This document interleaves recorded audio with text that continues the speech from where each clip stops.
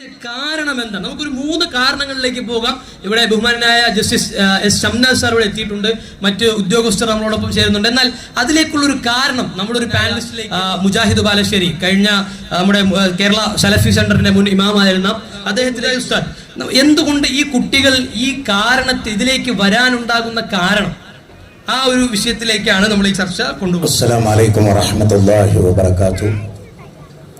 ബിസ്മില്ലാഹിർ റഹ്മാനിർ റഹീം.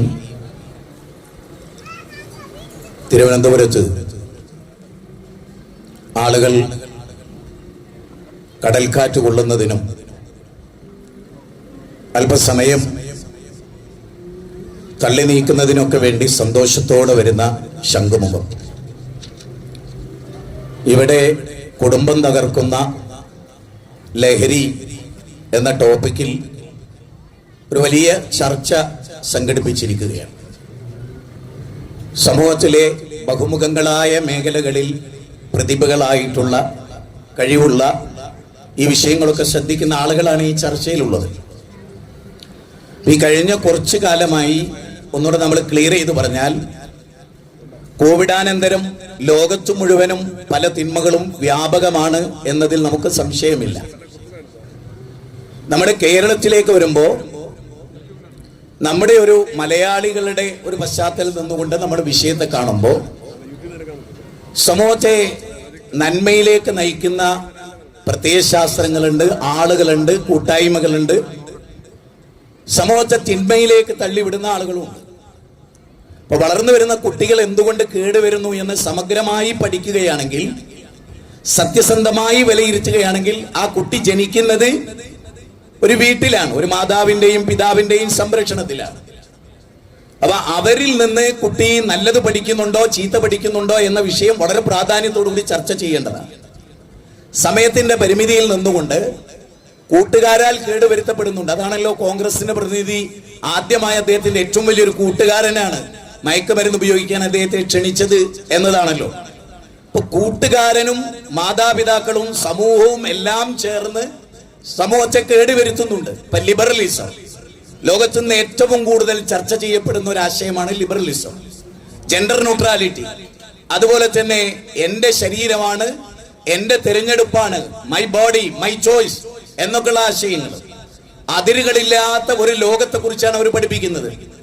ഇപ്പൊ കഞ്ചാവ് ലീഗലൈസ് ചെയ്യണം എന്ന് പറയുന്ന മൈത്രേയൻ ഒരു സന്യാസിയായിരുന്നു, പിന്നീട് തോന്നിയാസിയായി മാറുകയുണ്ടായത്.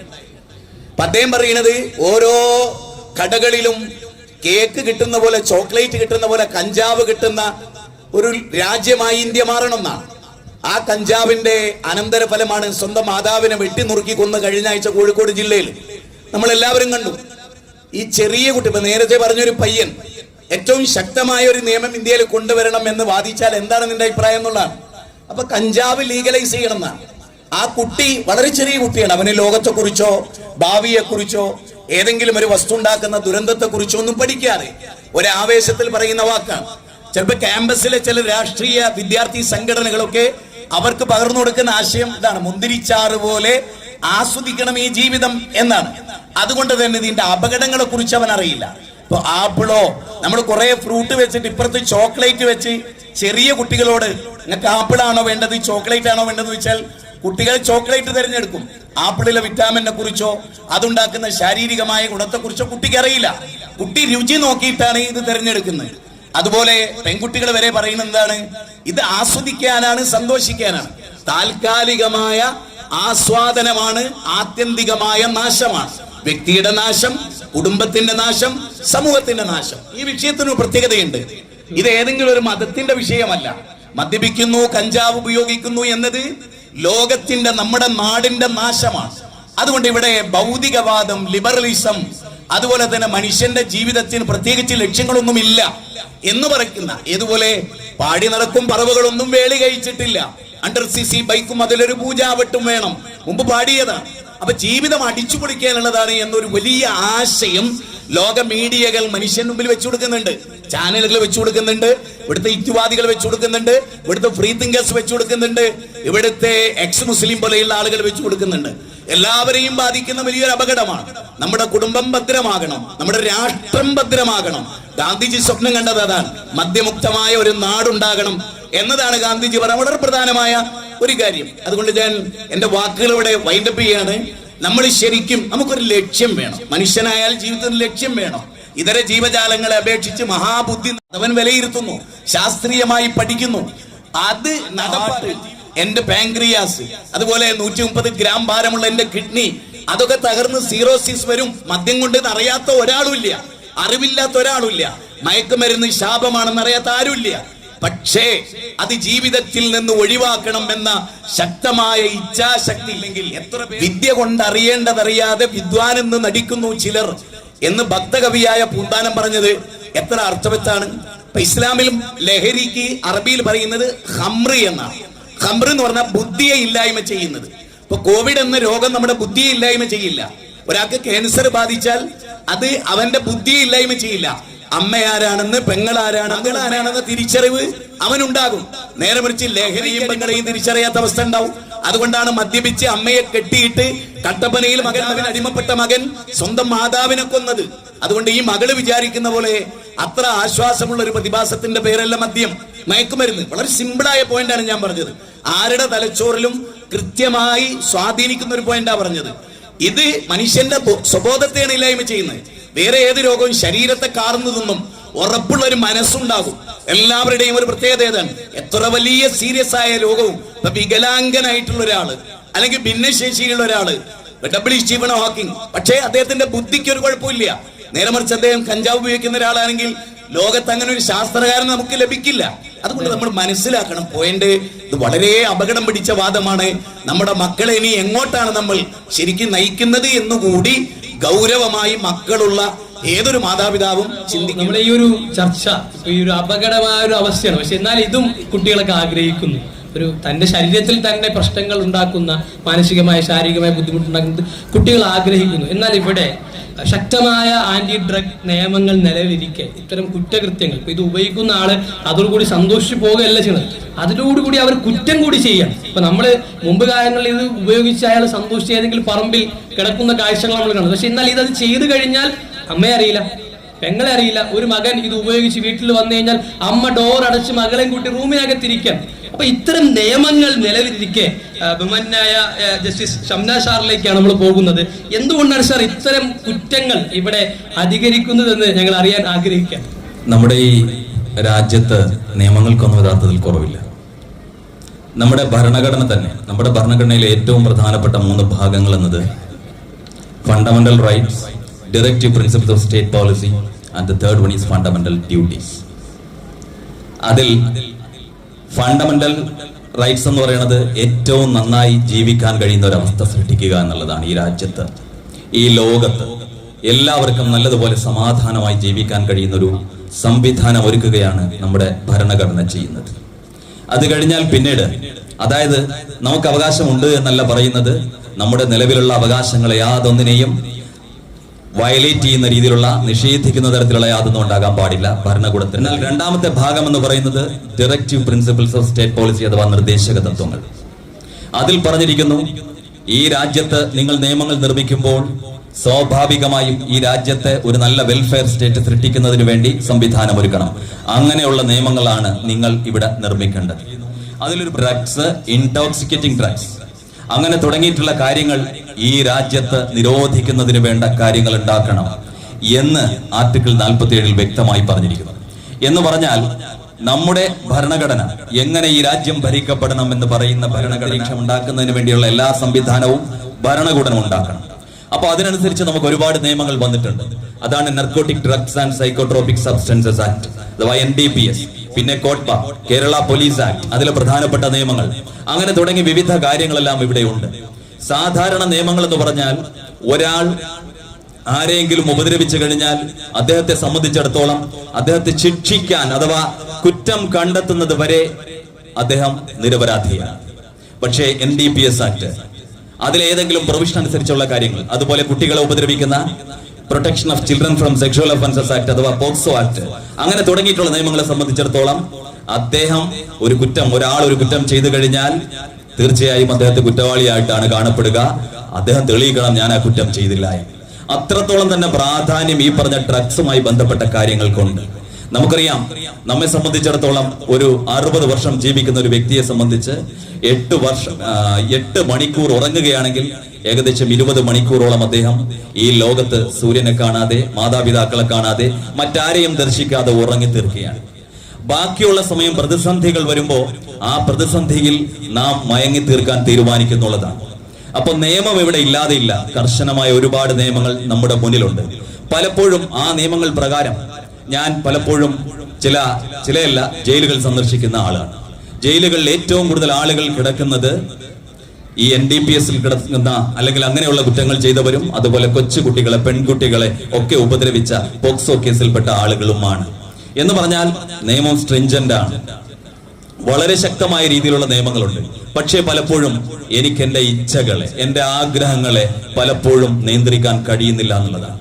അപ്പൊ ഇവിടെ വിദ്യാഭ്യാസം, അവയർനെസ്, നോളജ് അതൊരു പ്രധാനപ്പെട്ട ഘടകമാണ്.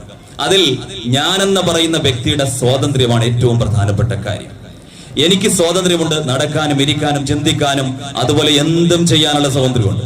We can do anything what ever we like. എന്തും ചെയ്യാം. പക്ഷെ നിങ്ങൾ എന്തെങ്കിലും ഇല്ലീഗലായി ചെയ്താലോ, അന്യായമായത് ചെയ്താലോ നിങ്ങളെ ബുക്ക് ചെയ്യും, നിങ്ങളെ ജയിലിലാക്കും. നിങ്ങളെ ജയിലിലാക്കിയാൽ, നിങ്ങൾ ജയിലിൽ പോയാൽ നിങ്ങളുടെ സ്വാതന്ത്ര്യം നഷ്ടപ്പെടും. അപ്പൊ നിങ്ങൾക്കൊരു ഭയമുണ്ട്. അപ്പൊ ഇവിടെ ഈ ഭയം എന്ത് ഭയമാണ്? എന്റെ സ്വാതന്ത്ര്യം നഷ്ടപ്പെടുമെന്ന ഭയമാണ് പലപ്പോഴും നമ്മളെ നിയമങ്ങൾ അനുസരിക്കാൻ പ്രാപ്തമാക്കുന്നത്. ഞാൻ പറഞ്ഞു വന്നത് എനിക്ക് സ്വാതന്ത്ര്യമുണ്ട് എന്നതുപോലെ തന്നെ എനിക്ക് ചിന്തിക്കാനും നല്ലതുപോലെ ജീവിക്കാനും സമാധാനമായി ജീവിക്കാനും സ്വാതന്ത്ര്യമുണ്ട് എന്നതുപോലെ തന്നെ എന്റെ അടുത്തിരിക്കുന്ന സുഹൃത്തിനും സഹോദരനും ബന്ധുക്കൾക്കും നാട്ടുകാർക്കും ഒക്കെ ഒരുപോലെയുണ്ട്. അപ്പോ സ്വാഭാവികമായി എന്റെ സന്തോഷം മാത്രം പോരാ, എന്റെ സ്വാതന്ത്ര്യം മാത്രം പോരാ. ഇവിടെയാണ് നോളജ്, അറിവിന് പ്രാധാന്യമുള്ളത്. അപ്പോൾ നിയമങ്ങളെ കുറിച്ച്, നിയമത്തിന്റെ ഭയത്തെ കുറിച്ച്, നിയമങ്ങളെ 2 തരത്തിലാണ് അനുസരിക്കപ്പെടുക. ഒന്ന് ഞാൻ പറഞ്ഞു, ഭയം കൊണ്ടാണ്. എന്നെ ഉപദ്രവിക്കാൻ സാധ്യതയുണ്ട്. എന്റെ ഒരു ചെറിയ കൺഫൈൻഡ് ഏരിയയിൽ ഞാൻ തളച്ചിടപ്പെട്ടേക്കാം, എന്റെ സ്വാതന്ത്ര്യം നഷ്ടപ്പെടും, അത് എനിക്കിഷ്ടത്തിനനുസരിച്ച് സഞ്ചരിക്കാൻ പറ്റാത്തൊരു സ്ഥലത്തേക്ക് മാറ്റുമെന്ന ആ ഭയം. എന്നാൽ അതിലുമപ്പുറം മറ്റൊരു ഭയമുണ്ട്. അതൊരു ഭയമെന്ന് നമുക്ക് പറയാൻ പറ്റില്ല. നിയമം അനുസരിക്കുമ്പോൾ അത് സ്നേഹമാണ്. എന്റെ മാതാപിതാക്കൾ പറയുന്നത് ഞാൻ അനുസരിക്കുന്നു. എന്റെ സുഹൃത്തുക്കൾ ചിലപ്പോൾ പറയുന്നത് ഞാൻ അനുസരിക്കുന്നുണ്ട്. അതെന്റെ സുഹൃത്തിന് ഒരുപാട് ഇഷ്ടമാണ്, എന്റെ മാതാപിതാക്കളെ ഇഷ്ടമാണ്. അതുകൊണ്ടാണ് ഞാൻ പലപ്പോഴും അങ്ങനെ അനുസരിക്കുന്നത്. ചിലപ്പോൾ അധ്യാപകരെ കുട്ടികൾ അനുസരിക്കുന്നതും അങ്ങനെ തന്നെയാണ്. അഥവാ ആരും കണ്ടില്ലെങ്കിലും, പോലീസ് കണ്ടില്ലെങ്കിൽ സാധാരണഗതിയിൽ മയക്കുമരുന്ന് ഉപയോഗിക്കും. പേടി എന്താണ്? എനിക്ക് പോലീസിനെ ഭയമാണ്. അതുപോലെ തന്നെ കോടതിയെ ഭയമാണ്, ജയിലിൽ പോവുക എന്നുള്ളത് ഭയമാണ്. ഇവരെയൊന്നും കണ്ടില്ലെങ്കിലോ സ്വാഭാവികമായും നമ്മൾ തെറ്റുകൾ ചെയ്യാൻ സാധ്യതയുണ്ട്. പക്ഷെ ആര് കണ്ടില്ലെങ്കിലും ഇതെന്നെ സംബന്ധിച്ചിടത്തോളം എന്റെ കടമയാണ് മറ്റുള്ളവർക്ക് സമാധാനം ഒരുക്കുക എന്നത്, അത് മനസ്സിൽ കൊണ്ടുവരേണ്ടത് ഏറ്റവും പ്രധാനപ്പെട്ട കാര്യമാണ്. നിയമങ്ങളുടെ പ്രശ്നം മാത്രമല്ല, നിയമം നമുക്ക് ജനങ്ങളുടെ മുന്നിൽ അവതരിപ്പിക്കണം. ഇങ്ങനെയൊക്കെ ശിക്ഷയുണ്ട്. ശിക്ഷ മാത്രമല്ല, മറ്റുള്ളവരുടെ സ്വാതന്ത്ര്യം അതിനെ ബഹുമാനിക്കണം എന്നുള്ളതാണ്.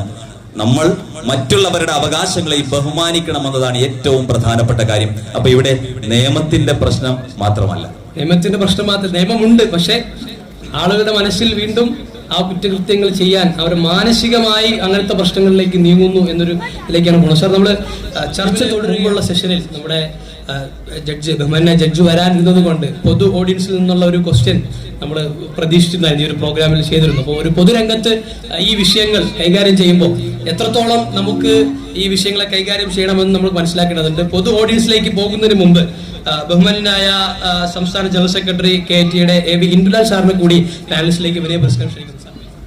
പ്രിയപ്പെട്ട ഓഡിയൻസ്, നിങ്ങളോടാണ് പറയാനുള്ളത്. നമ്മുടെ ബഹുമാനായ ജഡ്ജ് ഇവിടെ ഉണ്ട്, അതുപോലെ തന്നെ നമ്മുടെ ഇൻസ്പെക്ടർ ഉണ്ട്. അപ്പോൾ നിങ്ങളിൽ ആർക്കും ഈ ഇത്തരം നിയമങ്ങൾ ഇവിടെ നടപ്പിലാകുമ്പോൾ നമുക്ക് ഇനിയും അവയർനെസ് കിട്ടി ഈ ഒരു പൊതു പ്രശ്നത്തെ നമുക്ക് എല്ലാവർക്കും ഒരുമിച്ച് ചേർന്ന് നിന്നുകൊണ്ട് അത് തുരത്തേണ്ടതുണ്ട്. അപ്പോൾ ആർക്കെങ്കിലും എന്തെങ്കിലും കാര്യങ്ങൾ ചോദിക്കാനുണ്ടെങ്കിൽ ആ ഒരു ചോദ്യത്തിലേക്കുള്ള വളരെ കുറഞ്ഞ സമയം മാത്രമാണുള്ളത്. നമ്മുടെ പ്രോഗ്രാം ഒന്ന് വൈകിയാണ് ഓടിക്കൊണ്ടിരിക്കുന്നത്. പക്ഷേ എത്രയും പെട്ടെന്ന് ആരെങ്കിലും ചോദിക്കാനുണ്ടെങ്കിൽ ചോദിക്കാം. പ്ലീസ്. ഹലോ, എനിക്ക് ചോദിക്കാനുള്ളത് നമ്മുടെ ബഹുമാനപ്പെട്ട ഷംനാസ് സാറിനോടാണ്. സാറിപ്പോൾ ഇവിടെ പറയുകയുണ്ടായി നമ്മുടെ നിയമങ്ങളെ പറ്റി. ധാരാളം നിയമങ്ങൾ നമ്മുടെ നാട്ടിലുണ്ട്. അപ്പോൾ തെറ്റുകൾ ഇരിക്കാൻ വേണ്ടിയുള്ള, പഴുത് അടയ്ക്കാൻ വേണ്ടിയുള്ള ഒരുപാട് നിയമങ്ങൾ നമ്മുടെ നാട്ടിലുണ്ടെന്ന് ഇവിടെ സൂചിപ്പിക്കുകയുണ്ടായി. അപ്പോൾ ഇവിടെ ഒരു വീഡിയോ ഇട്ടതിൽ പറഞ്ഞിരുന്നു, കഞ്ചാവ് അത് ലീഗലൈസ് ചെയ്യണമെന്ന് പറയുന്ന ഒരുപാട് സെലിബ്രിറ്റികളെ നമ്മൾ എന്ത് ചെയ്തു, മീഡിയാസിലൂടെ നമ്മൾ കാണുകയുണ്ടായി. അപ്പം അത്തരം വാദങ്ങൾ പറയുന്ന ആളുകൾ നമുക്കിടയിൽ ഉണ്ടായിട്ട് അവർക്കെതിരെ എന്ത് നിയമ നടപടികളാണ് നമുക്ക് എടുക്കാൻ സാധിച്ചിട്ടുള്ളത്? നല്ലൊരു ക്വസ്റ്റ്യൻ ആണ്. പക്ഷേ കഞ്ചാവ് ലീഗലൈസ് ചെയ്യണം എന്ന് പറയുന്നത് കുറ്റമല്ല. നമുക്കെപ്പോഴും ലീഗലൈസ് ചെയ്യണം എന്ന് പറയുന്നത് കുറ്റമല്ല. അതുപോലെ തന്നെ വ്യഭിചാരം ലീഗലൈസ് ചെയ്യണം, അല്ലെങ്കിൽ അങ്ങനെ തുടങ്ങിയിട്ടുള്ള കുറ്റങ്ങളൊക്കെ തന്നെ ലീഗലൈസ് ചെയ്യുന്നതോടുകൂടി നമുക്ക് ജനങ്ങളുടെ മുന്നിൽ അവതരിപ്പിച്ച് ആര് കണ്ടാലും കുഴപ്പമില്ലാത്ത രീതിയിൽ നടത്താൻ പറ്റുന്ന കാര്യങ്ങൾ, അത് കുറ്റമല്ല. പക്ഷേ ഇന്നത്തെ നിലവിലുള്ള സംവിധാനം നമുക്ക് അവർക്കെതിരെ എന്ത് നടപടിയെടുത്തു എന്നുള്ളതല്ല. അതിലാണ് ഏറ്റവും പ്രധാനപ്പെട്ട ഒരു കാര്യമുള്ളത്. അവയർനെസ്സും മൊറാലിറ്റി ഏറ്റവും പ്രധാനപ്പെട്ട കാര്യമാണ്. മൊറാലിറ്റി, ധാർമ്മിക ബോധം ഏറ്റവും പ്രധാനപ്പെട്ട ഒരു കാര്യമാണ്. മറ്റുള്ളവരുടെ മനസ്സിലേക്ക് എത്തേണ്ടത്. ഞാൻ പറഞ്ഞ മറ്റൊരു കാര്യം, ഗഞ്ച ഉപയോഗിക്കുന്നതുകൊണ്ടുള്ള പ്രശ്നങ്ങൾ അറിയാം. നേരത്തെ മയങ്ങി തീർക്കാൻ ആഗ്രഹിക്കുന്ന പ്രതിസന്ധികളിൽ നിന്ന് ഓടി മാറിപ്പോകുന്നു. ഈ സാഹചര്യത്തിൽ നമ്മെ സംബന്ധിച്ചിടത്തോളം മറ്റുള്ളവന്റെ അവകാശം, എന്റെ ഒരു ഇഷ്ടം, എന്റെ സന്തോഷം ഞാൻ കാണുന്നതൊപ്പം ഞാൻ കാരണം മറ്റുള്ളവന് ബുദ്ധിമുട്ടുണ്ടാകാൻ സാധ്യതയുണ്ടോ എന്ന് ചിന്തിക്കുകയും കൂടി ഇവിടെ വേണം. അതിനാണ് ധാർമ്മിക ബോധം ഏറ്റവും പ്രധാനമായിട്ടുള്ളത്. ഒപ്പം ഇതിങ്ങനെ പറയരുത് എന്ന് പറയുന്നതല്ല. പറയുന്നത് ഇന്നത്തെ ഇവിടുത്തെ നമ്മുടെ സാഹചര്യം എന്ന് പറയുന്നത്, ഇതൊരു ജനാധിപത്യ രാജ്യമാണ്, മതേതരത്വ സോഷ്യലിസ ജനാധിപത്യ റിപ്പബ്ലിക്കാണ്. ഇവിടെ ആർക്കും എന്തും സംസാരിക്കാനുള്ള സ്വാതന്ത്ര്യമുണ്ട്. പക്ഷെ സ്വാതന്ത്ര്യമുള്ളപ്പോഴും അവിടെ നാം മനസ്സിലാക്കേണ്ട കാര്യം, എന്റെ സംസാരവും എന്റെ ചിന്തയും എന്റെ മറ്റു കാര്യങ്ങൾ, പ്രവർത്തനങ്ങളും മറ്റൊരുത്തനെ വേദനിപ്പിക്കുന്നുണ്ടോ എന്നുള്ളതാണ്. അവിടെ പലപ്പോഴും നമ്മളത് ചിന്തിക്കാറില്ല. ഇവിടെ ധാർമ്മിക ബോധത്തിന്റെ കുറവ്, അല്ലെങ്കിൽ പലപ്പോഴും അതിനെ കൃത്യമായ രീതിയിൽ അവരിൽ എത്തിക്കേണ്ടതിന്റെ കാര്യങ്ങളുണ്ട് എന്നുള്ളതാണ് എനിക്ക് അതിനെക്കുറിച്ച് പറയാനുള്ളത്. അതിന്നൊരു കുറ്റമല്ല ഇങ്ങനെ കാര്യങ്ങൾ പറയുന്നത്, പക്ഷെ പറയാൻ പാടില്ല എന്ന ധാർമ്മിക ബോധം കുഞ്ഞുങ്ങളെ തന്നെ, അതായത് കുഞ്ഞു കാലഘട്ടത്തിൽ തന്നെ അവരുടെ മനസ്സിലേക്ക് ഇൻസ്റ്റിൽ ചെയ്യണം എന്നതാണ് എന്റെ ഏറ്റവും പ്രധാനപ്പെട്ട ഒരു അഭിപ്രായം. അതിലൊരു കാര്യം കൂടെ പറയാനുണ്ട്. ഇത് പറയുമ്പോൾ മാതാപിതാക്കളെ സംരക്ഷിക്കുക എന്നുള്ളത് ഏറ്റവും പ്രധാനപ്പെട്ട കടമയാണ്. പലപ്പോഴും മാതാപിതാക്കൾ എന്ത് ചെയ്യാണ് ചെയ്യുന്നത്, ഞാനിനി എന്തായാലും സമ്പാദിക്കാൻ പോവുകയാണ്. ഈ മാതാപിതാക്കൾ സമ്പാദിക്കുന്നതിന് വേണ്ടിയാണ്. ഇനിയുള്ള ജീവിത കാലഘട്ടത്തിൽ നിങ്ങളെ മക്കളെ ആശ്രയിക്കാതെ ജീവിക്കാൻ, ഏതെങ്കിലും ഒരു ഓൾഡ് ഏജ് ഹോമിൽ ജീവിക്കാൻ വേണ്ടിയാണ്. നിങ്ങളെ എനിക്ക് വേണ്ട, അങ്ങനെയല്ല വേണ്ടത്. എന്നെ കുഞ്ഞു കാലഘട്ടത്തിൽ ഞാൻ നിങ്ങളെ എപ്രകാരമാണ് നിങ്ങളെ വളർത്തിയത്, നിങ്ങൾ എന്നെ നോക്കാൻ ബാധ്യസ്ഥമാണ്. നിങ്ങളത് ചെയ്തേ മതിയായുള്ളൂ. പലപ്പോഴും ഈ പറയുന്ന രീതിയിലുള്ള ഡ്രഗ്സും മറ്റു കാര്യങ്ങളും ഒക്കെ ഇത്തരത്തിലുള്ള ധാർമ്മിക ബോധത്തിൽ നിന്ന് കൊച്ചു കുഞ്ഞുങ്ങളെ ഉൾപ്പെടെ പിന്തിരിയുന്നുണ്ട്. ഈ പറയുന്ന നമുക്ക് വേണ്ട രീതിയിലുള്ള ഒരു നല്ല വിദ്യാഭ്യാസ സമ്പ്രദായം ഇത് സിലബസിൽ ഉൾപ്പെടുത്തി കൊച്ചുകുട്ടികളെ കൃത്യമായ രീതിയിൽ അറിയിക്കണം. അത് ഒപ്പം ജനങ്ങളെ മൊത്തത്തിൽ നല്ല രീതിയിൽ അവബോധം കൊടുക്കണം എന്നുള്ളതാണ് ഈ കാര്യത്തിൽ എനിക്ക് പറയുന്നത്. നല്ലൊരു നിർദ്ദേശമാണ് സാർ വെച്ചത്. സ്വയം ധാർമ്മിക ബോധമുള്ള ഒരു മനുഷ്യനായി മാറുക എന്നുള്ളതാണ്. മനുഷ്യനായ ഒരു മനുഷ്യൻ, അത്യാവശ്യം ചിന്തയും ബോധവും ബുദ്ധിയുമുള്ള ഒരു മനുഷ്യൻ, തന്നെ പ്രസവിച്ചു വളർത്തിയ മാതാവിനെ കൊല്ലുന്ന രൂപത്തിലുള്ള ഇത്തരത്തിലുള്ള ഡ്രഗ്സിലേക്ക് ഒരാളും പോകാതിരിക്കുക എന്ന സ്വയമേ ഉള്ള, മതങ്ങൾക്കപ്പുറത്ത് സ്വയമേ ഉള്ള ഒരു ധാർമ്മിക ബോധം അയാൾക്കുണ്ടാകണം എന്നതിലേക്കാണ് സാർ. ഇതുപോലെ ബഹുമാനായ ഹരികൃഷ്ണൻ SRലേക്ക് പോവുകയാണ്. തിരുവനന്തപുരം റേഞ്ച് ഇൻസ്പെക്ടറാണ് അദ്ദേഹം സമയബന്ധിതമായി നമ്മുടെ ഈ ഇതിലേക്ക് ചേർന്നു. സാർ സ്വാഗതം പാനലിലേക്ക്. ഇന്ദുലാൽ സാർ നമ്മുടെ ഒപ്പം ഉണ്ട്. സാർ, നിയമങ്ങൾ പലപ്പോഴും സ്ട്രോങ് ആയി നടത്തിയിട്ടും ഇതിന്റെ സോഴ്സിലേക്ക് നമുക്ക് എത്താൻ പറ്റുന്നുണ്ടോ എന്നുള്ളതാണ്. വളരെ ചുരുങ്ങിയ വാക്കിൽ. നമസ്കാരം. നിയമങ്ങൾ വളരെ ശക്തമായി തന്നെയാണ് നടപ്പിലാക്കി പോകുന്നത്. നമ്മുടെ ചോദ്യത്തിൻ്റെ പ്രസക്തി അതിൻ്റെ സോഴ്സിലേക്ക് എത്തിച്ചേരുന്നുണ്ടോ എന്നുള്ളതാണ്. സ്വാഭാവികമായിട്ടും നമ്മൾ പ്രാദേശികമായി ഏതെങ്കിലും കഞ്ചാവോ മറ്റു മയക്കുമരുന്നുകളോ പിടിച്ചു കഴിഞ്ഞാൽ അതിൻ്റെ വേര് എത്തി നിൽക്കുന്നത് ഒരു പക്ഷേ നമ്മുടെ ജില്ലയിലാകണമെന്നില്ല, മറ്റ് സംസ്ഥാനങ്ങളിലും ആകണമെന്നില്ല. അത് ഒരുപക്ഷെ അന്യ രാജ്യങ്ങളിലാകാം, ആകാതിരിക്കാം. നമ്മുടെ നിലവിലുള്ള സംവിധാനം അനുസരിച്ച് നമുക്കൊരു കേസ് കണ്ടെത്തുന്ന വേളയിൽ അതിൻ്റെ മറ്റ് കോൾ ഡീറ്റെയിൽ റെക്കോർഡുകളോ അതല്ലെങ്കിൽ മറ്റ് ഡിജിറ്റൽ തെളിവുകളോ തേടി എത്തുന്നതിന് കിട്ടിയ പ്രതികളിൽ നിന്ന് ലഭിക്കുന്ന അളവ് വരെ മാത്രമേ സാധിക്കുകയുള്ളൂ. അതൊരു പക്ഷേ 1, 2, 3 പാളികൾ കഴിഞ്ഞാൽ ഒരു പക്ഷേ എന്നല്ലാതെ അവസാനിക്കുന്നതാണ്. ആ നിലവിലത്തെ അവസ്ഥയിൽ ഒരു പക്ഷേ മൂന്നാമത്തെ ആളിലാണ് ചെല്ലുന്നതെങ്കിൽ ആ നിയമത്തിന്റെ മുന്നിലും നമ്മുടെ മുന്നിലും ആ കേസിന്മേൽ ആ സോഴ്സിൽ അവസാനിക്കും. മദ്യവും മയക്കുമരുന്നും കഞ്ചാവും ഈ 2000-കളിൽ തുടങ്ങിയ ഒന്നല്ല, നാളുകൾക്ക് മുമ്പേ ഉണ്ടായതാണ്. മാറുന്ന കാലഘട്ടത്തിനനുസരിച്ച് നിയമം ഒരു പരിധിവരെ ശക്തിപ്പെടുന്നുമുണ്ട്. ബഹുമാനപ്പെട്ട ജഡ്ജ് സാറിൻ്റെ ക്ലാസ്സുകൾ തന്നെ ഞങ്ങൾ പങ്കെടുക്കാറുണ്ട്. അപ്പോൾ സോഴ്സിലേക്ക് എത്തിച്ചേരുന്നുണ്ട്. നമുക്ക് കിട്ടുന്ന കേസ് അനുസരിച്ചുള്ള സോഴ്സുകളിലേക്ക് എക്സൈസ് ആയാലും ബഹുമാനപ്പെട്ട കോടതിയാണെങ്കിലും പോലീസ് വകുപ്പാണെങ്കിലും മറ്റ് ഏജൻസികളാണെങ്കിലും ലഭിക്കുന്ന കേസ് അനുസരിച്ച് നമ്മൾ സോഴ്സുകളിലേക്ക് എത്തിച്ചേരുന്നുണ്ട്. മതിയായ തൃപ്തികരമായ മറുപടി അല്ല എന്ന് എനിക്ക് തന്നെ അറിയാം. പക്ഷെ നിലവിലുള്ളതിനെക്കാട്ടിലും മെച്ചപ്പെട്ട രീതിയിൽ എല്ലാവിധ എൻഫോഴ്സ്മെന്റ് പ്രവർത്തനവും എക്സൈസും പോലീസും ബഹുമാനപ്പെട്ട കോടതിയുടെ അനുവാദത്തോടു കൂടി തന്നെ നിയമപരമായ രീതിയിൽ മുന്നോട്ട് പോകുന്നുണ്ട്. അതിൽ സോഴ്സ് എത്തണമെന്നുണ്ടെങ്കിൽ ഉറപ്പായിട്ടും പൊതുജനം ഇൻഫർമേഷൻ അല്ലെങ്കിൽ രഹസ്യവിവരം നൽകുന്ന തരത്തിലേക്കാണ് എത്തിച്ചേരുന്നത്. അതിന് നമ്മുടെ പോലീസിലും എക്സൈസിലും വിമുക്തി ക്ലബ്ബുകളുണ്ട്. അതിലെ ഈ പരിപാടി സംഘടിപ്പിക്കുന്നത് തന്നെ ആ സോഴ്സിലേക്ക് എത്തിച്ചേരുന്ന ഒരു പടിയാണ് എന്ന് ഞാൻ പറയുകയും അതിന് അഭിനന്ദനങ്ങൾ അറിയിച്ചുകൊണ്ട് ഞാൻ തൽക്കാലം എൻ്റെ ഈ മറുപടി നിർത്തും. സത്യത്തിൽ ഇപ്പോഴും പലപ്പോഴും നമ്മൾ കേസുകൾ ഇങ്ങനെ പരിശോധിക്കുന്ന സമയത്ത് അവിടെ കാണുന്നത് ഒരു 8ാം ക്ലാസ് വിദ്യാർത്ഥിയിൽ അല്ലെങ്കിൽ ഒരു 25 വയസ്സിന് താഴെയുള്ള ഒരു പയ്യനിൽ അവൻ ഒരുപാട് ബുദ്ധിമുട്ടുന്ന ഒരു അവസ്ഥയിലേക്കാണ് എത്തുന്നത്. അപ്പോഴും നമ്മൾ പല ആളുകളും പല വിഷയങ്ങളും രഹസ്യമാക്കി വെക്കുന്നു എന്നുള്ളത് കൊണ്ടാണ് പല മാഫിയകളിലേക്കും ഇങ്ങനെ പറ്റാത്തതെന്നും അതുപോലെ തന്നെ അതിലേക്ക് നമ്മൾ എത്താൻ നമ്മൾ പൊതുസമൂഹം എന്ന നിലയ്ക്ക് നമ്മൾ അതിന് പ്രചോദരായി അതിൽ മുന്നോട്ട് വരണമെന്നാണ് സാറിന്റെ വാക്കുകൾ ഇവിടെ നമ്മളവിടെ ചുരുക്കുകയാണ്. Thank you sir. അതുപോലെ തന്നെ നമ്മുടെ ശ്രീ ഇന്ദുലാൽ സാർ നമ്മളോടൊപ്പം ചേരുന്നുണ്ട്. സാർ, പലപ്പോഴും സ്കൂളിൽ പഠിക്കുന്ന കുട്ടികളിൽ ഇത്തരത്തിലുള്ള കുട്ടികളെ കണ്ടാൽ അല്ലെങ്കിൽ വിദ്യാർത്ഥികളുമായി ഏറ്റവും അടുത്ത് നിൽക്കുന്നവരാണ് അധ്യാപകർ. എന്നാൽ അധ്യാപകർ എന്ന നിലയ്ക്ക് അല്ലെങ്കിൽ എന്തെല്ലാം പരിഹാര മാർഗങ്ങളാണ് അധ്യാപകർ ഈ ഒരു വിഷയത്തിൽ ചെയ്യേണ്ടതെന്ന് വളരെ ചുരുങ്ങിയ സമയത്തിനുള്ളിൽ ഒരു സാറിലേക്ക് ഞാൻ എത്തുകയാണ്. ഇത് വിശദീകരിച്ചാൽ ഒരുപാട് കാര്യമുണ്ട് എന്നറിയാം. ഞാനൊരു സ്കൂളിലെ അധ്യാപകനാണ്. അപ്പോൾ അതുകൊണ്ട് തന്നെ അപ്പോൾ സാർ, എന്താണ് അതിലൊരു നമുക്ക് ഒരു പരിഹാര മാർഗം എന്നുള്ളത്? പലപ്പോഴും സ്കൂൾ കുട്ടികളിലൊക്കെയാണ് നമ്മൾ ഈ വിഷയം പലപ്പോഴും പ്രസന്റ് ചെയ്യപ്പെടാറ്, പുറത്ത് അഡ്രസ് ചെയ്യണത് അങ്ങനെയൊക്കെയാണ്.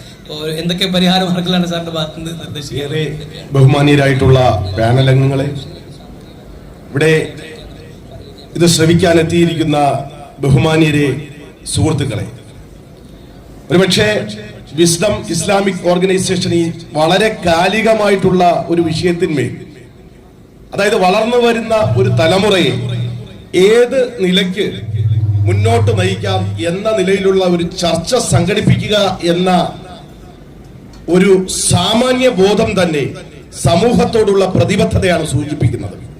എനിക്കേറെ സന്തോഷകരമായ ഒരു കാര്യം, കുട്ടികളിൽ ഏത് തരത്തിലുള്ള പ്രത്യേകതകൾ അല്ലെങ്കിൽ മാറ്റമാണ് ഇത് ഉണ്ടാക്കിക്കൊണ്ടിരിക്കുന്നത്.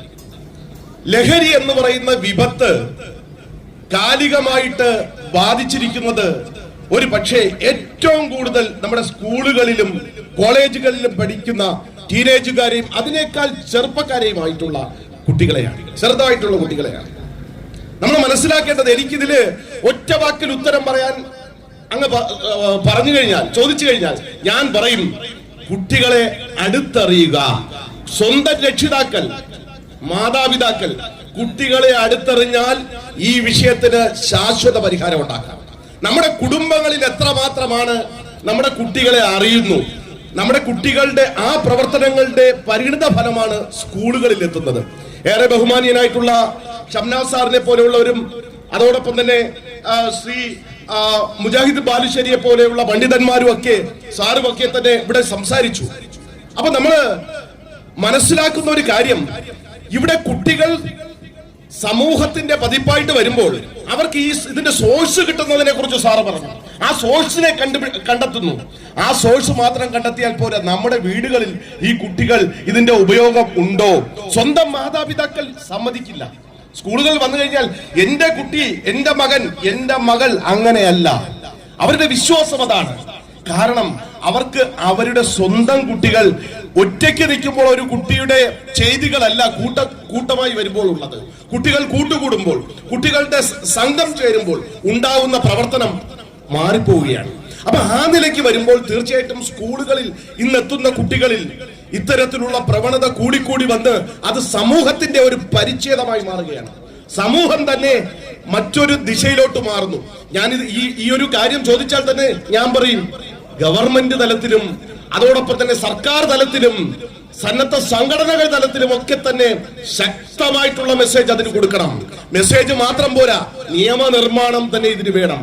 നമുക്ക് അറിയാം, സാർ ഇവിടെ നിൽപ്പുണ്ട്, അല്ലെങ്കിൽ ഒരു പോലീസ് ഓഫീസർ ആവട്ടെ, ഒരു കുട്ടി 18 വയസ്സിന് താഴെയുള്ള ഒരാൾ കുറ്റം ചെയ്തു കഴിഞ്ഞാൽ അത് കുട്ടിയാണ്. അവനെ ശിക്ഷിക്കാനോ അവന്റെ മേൽ ഒന്നും ആരോപിക്കാനോ പോലും സമൂഹത്തിന് കഴിയാത്ത ഒരു കാലഘട്ടമാണ്. നിയമങ്ങൾ ആ രീതിയിൽ ലളിതമാകുമ്പോൾ, നിയമങ്ങൾ ആ രീതിയിൽ വളച്ചൊടിക്കുമ്പോൾ, നിയമങ്ങൾ ആ രീതിയിൽ വ്യാഖ്യാനിക്കപ്പെടുമ്പോൾ നമ്മുടെയൊക്കെ സമൂഹം വേറിട്ടഴിഞ്ഞ ഒരു തലത്തിലോട്ട് പോയിക്കൊണ്ടിരിക്കണം. അതിനൊരു പരിഹാരമാണ് നമുക്ക് വേണ്ടത്. അതിന് ഞാൻ ഒറ്റ വാക്കിൽ ഇത് പറഞ്ഞു കഴിഞ്ഞാൽ തീരില്ല. അതുകൊണ്ടാണ് പറഞ്ഞത്, മാതാപിതാക്കൾ കുട്ടികളെ ശ്രദ്ധിച്ചാൽ, സ്കൂളിലെ അധ്യാപകരുമായിട്ട് അവരുടെ ആശയവിനിമയം ഉണ്ടായാൽ, തന്റെ കുഞ്ഞിനെ, തന്റെ മകനെ, തന്റെ മകളെ ശ്രദ്ധിക്കുന്നു എന്ന് ആ കുട്ടിക്ക് തോന്നിയാൽ, അധ്യാപകരും രക്ഷിതാക്കളും ഒരുമിച്ച് കൈകോർത്താൽ ഈ സാമൂഹ്യ വിപത്തിനെ ഒരു പരിധിവരെ തടയാൻ സാധിക്കും. അതെ, വളരെ മികച്ചൊരു കാര്യമാണ് സാർ നിർദ്ദേശിച്ചത്. അപ്പോൾ നമ്മൾ ജഡ്ജിലേക്ക് തിരിച്ചു മടങ്ങുകയാണ്. സാർ, ഈ ഒരു പ്രശ്നം, ലഹരി എന്ന ഈ സാമൂഹിക നന്മയ്ക്ക് തന്നെ എതിർ നിൽക്കുന്ന ഈ ഒരു പ്രശ്നം അതിന് സാമൂഹികപരമായി എങ്ങനെ നേരിടാൻ വേണ്ടി പറ്റും? ഇപ്പോൾ അധ്യാപകൻ സംസാരിച്ച സമയത്ത് തന്നെ അതിലൊരു വിഷയം ചൂണ്ടിക്കാണിച്ചിട്ടുണ്ടായിരുന്നു. അപ്പോൾ അതുമായി ബന്ധപ്പെട്ട് സാർ ഒന്ന് പ്ലീസ് പ്രതികരിക്കണം. ഓക്കെ, നല്ലൊരു ചോദ്യമാണ്. അപ്പോ എനിക്ക് പറയാനുള്ളത്, ഞാൻ തിരുവനന്തപുരം ഡിസ്ട്രിക്ട് ലീഗൽ സർവീസസ് അതോറിറ്റിയുടെ ജഡ്ജാണ്. തിരുവനന്തപുരം ജില്ലയിലെ പ്രധാനപ്പെട്ട എല്ലാ സ്കൂളുകളും ജയിലുകളും അങ്ങനെ തുടങ്ങി എല്ലാ ഡിപ്പാർട്ട്മെന്റുമായിട്ട് ബന്ധപ്പെട്ടും പ്രവർത്തനം നടത്തിക്കൊണ്ടിരിക്കുകയാണ്.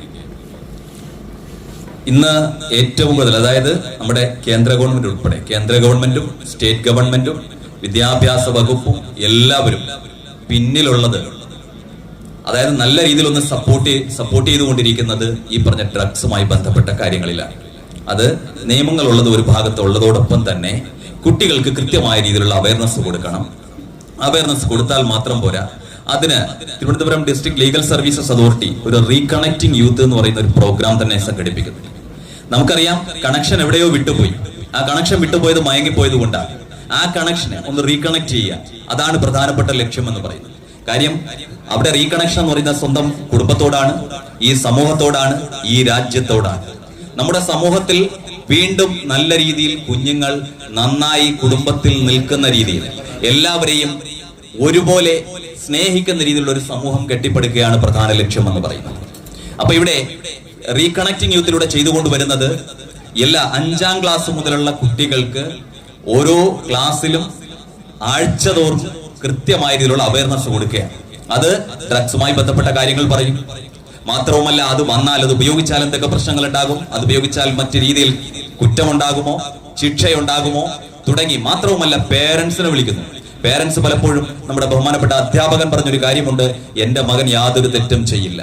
മകനെന്നല്ല, ആരായിരുന്നാലും ശരി തന്നെ, ഇത്തരത്തിലുള്ള കാര്യങ്ങൾ നിങ്ങളുടെ അടുക്കലേക്ക് കിട്ടിയാൽ, നിങ്ങൾക്ക് അങ്ങനെ ഒരു ഇന്റിമേഷൻ, ഒരു ഇൻഫർമേഷൻ കിട്ടിക്കഴിഞ്ഞാൽ ഉറപ്പായും നിങ്ങൾ law enforcement mechanism, here the excise department, അല്ലെങ്കിൽ അങ്ങനെ തുടങ്ങിയിട്ടുള്ള ഏതെങ്കിലും ഒരു വകുപ്പിലേക്ക് നിങ്ങൾ അറിയാം, അല്ലെങ്കിൽ ഒരു അനോണിമസ് ലെറ്റർ നിങ്ങൾ തിരുവനന്തപുരം ജില്ലാ ലീഗൽ സർവീസസ് അതോറിറ്റിക്ക്, അതിന്റെ സെക്രട്ടറിക്ക്, ജഡ്ജിന് അയക്കുക. അവിടെ നിന്ന് റൂട്ട് ചെയ്ത് കൊടുക്കാൻ പറ്റും. എവിടെയാണ് പ്രശ്നം ഉണ്ടായത്? അങ്ങനെ ഒരുപാട് കാര്യങ്ങളിൽ ഞാൻ ഇടപെട്ടിട്ടുണ്ട്. അതിന്റെ പ്രധാന കാരണം, ഒരു സ്കൂളിൽ, പ്രധാനപ്പെട്ട സ്കൂൾ തന്നെ, ആ സ്കൂളിൽ നിന്ന് ഒരു അനോണിമസ് ലെറ്റർ വന്നു. എന്നിട്ട് ആ സ്കൂളിലെ എല്ലാ കുട്ടികൾക്കും കൃത്യമായ രീതിയിലുള്ള അവയർനെസ് കൊടുത്തു.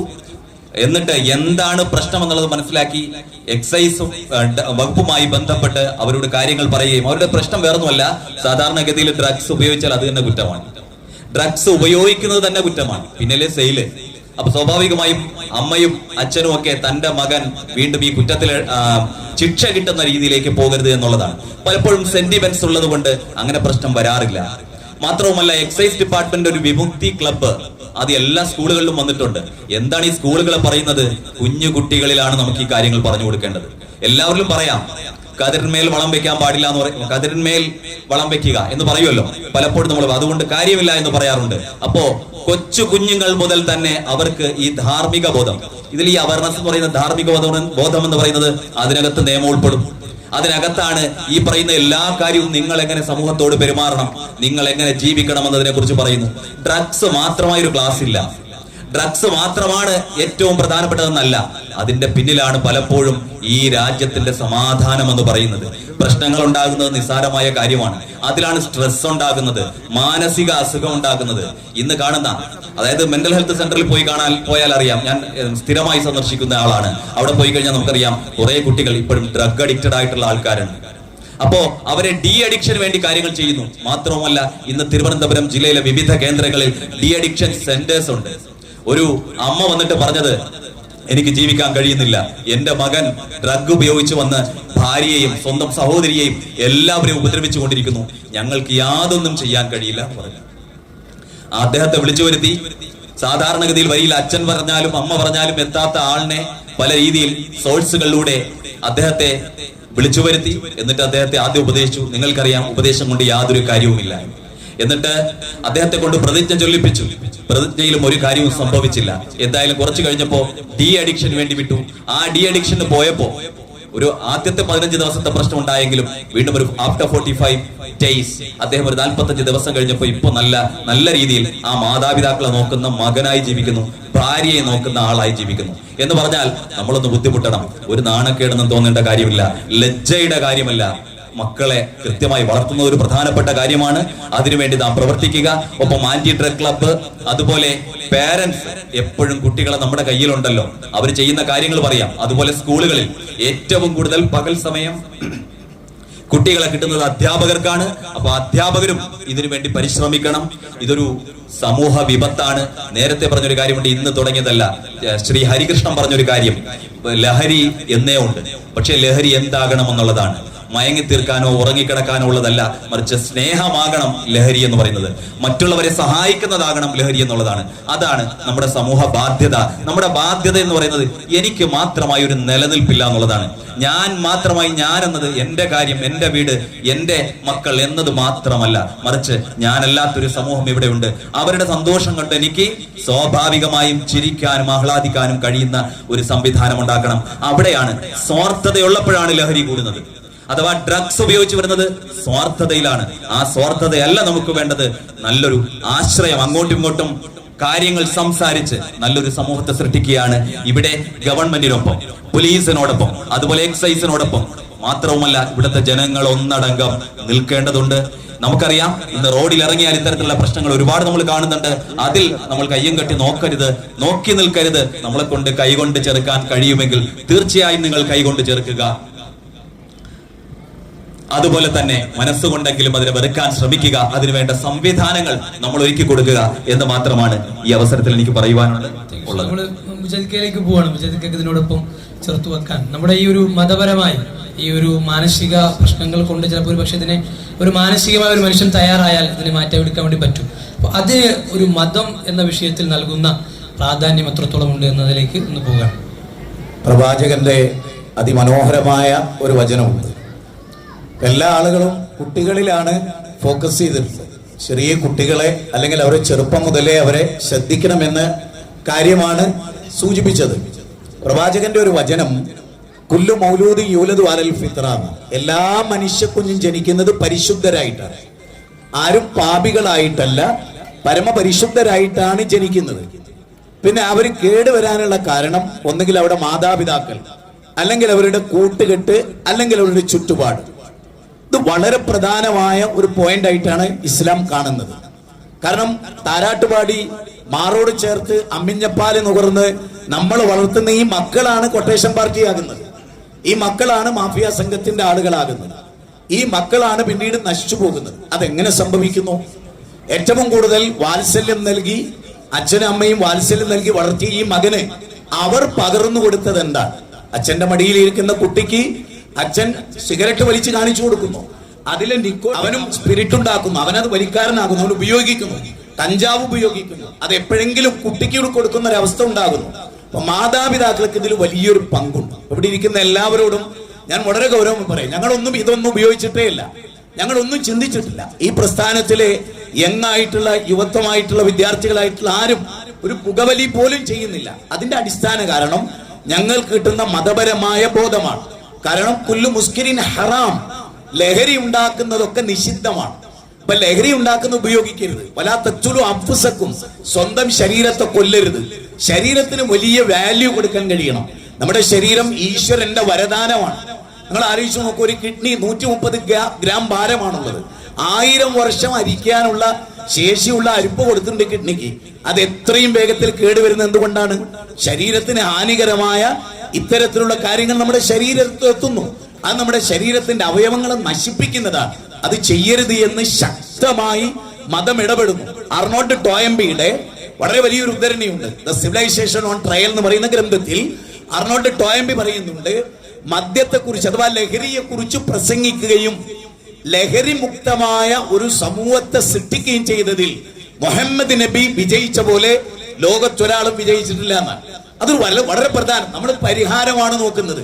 ആരുടെ കയ്യിലാണ് പരിഹാരം?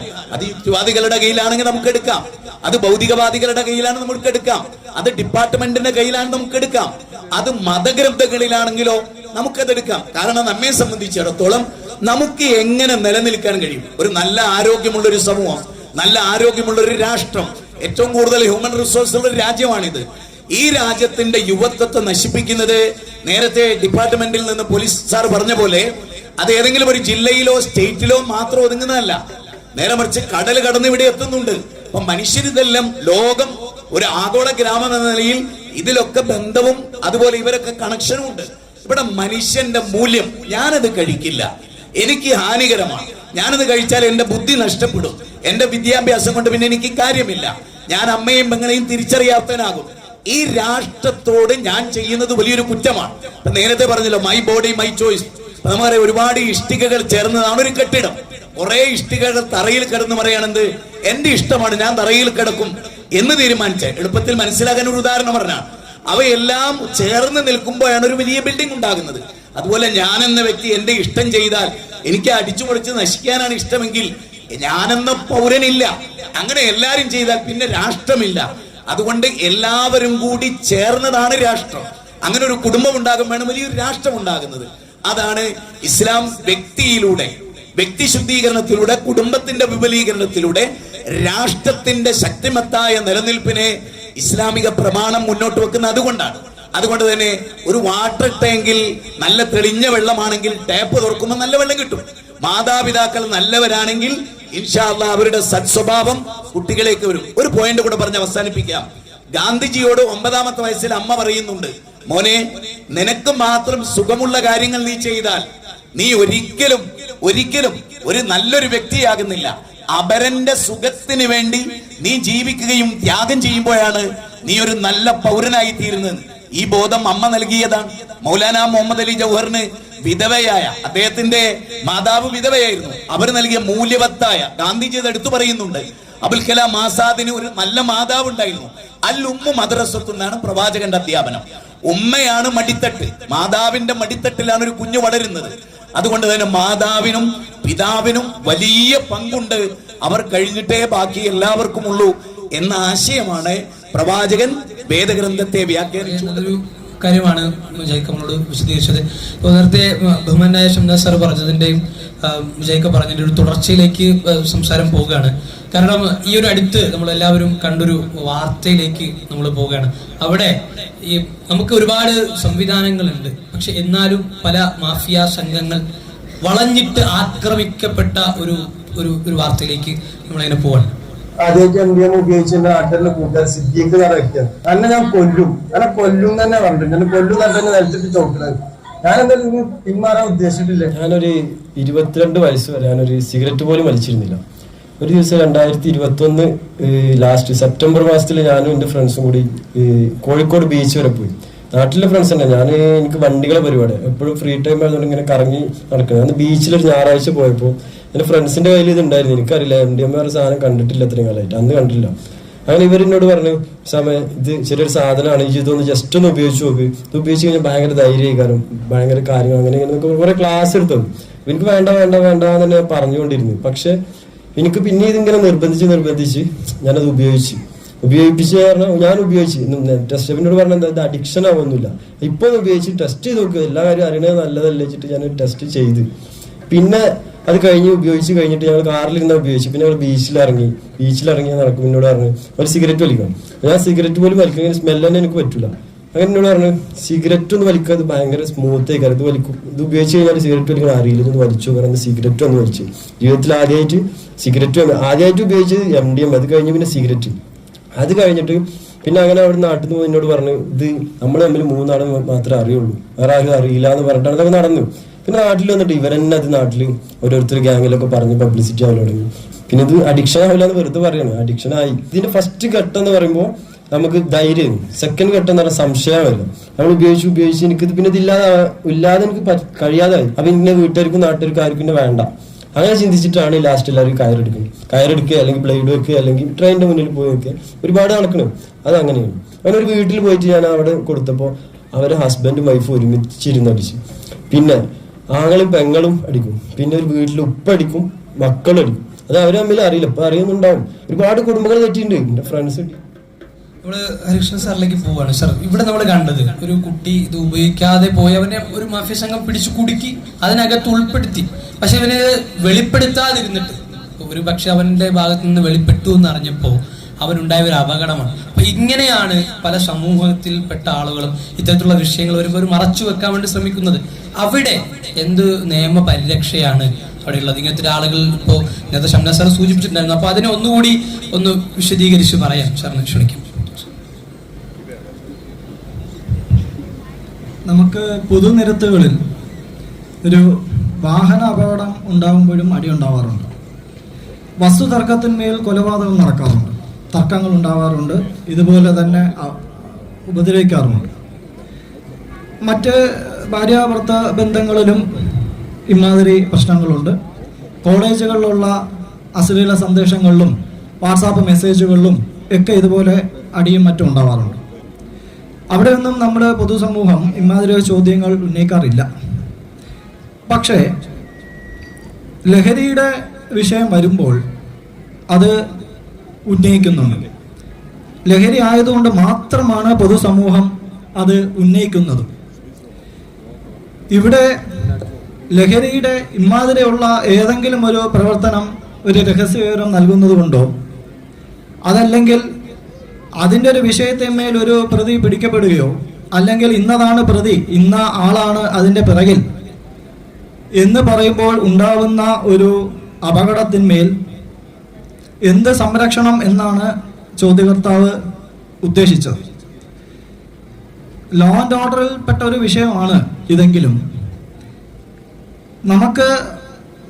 നമുക്കിവിടെ പൊതുസദസ്സിൽ പറയാം,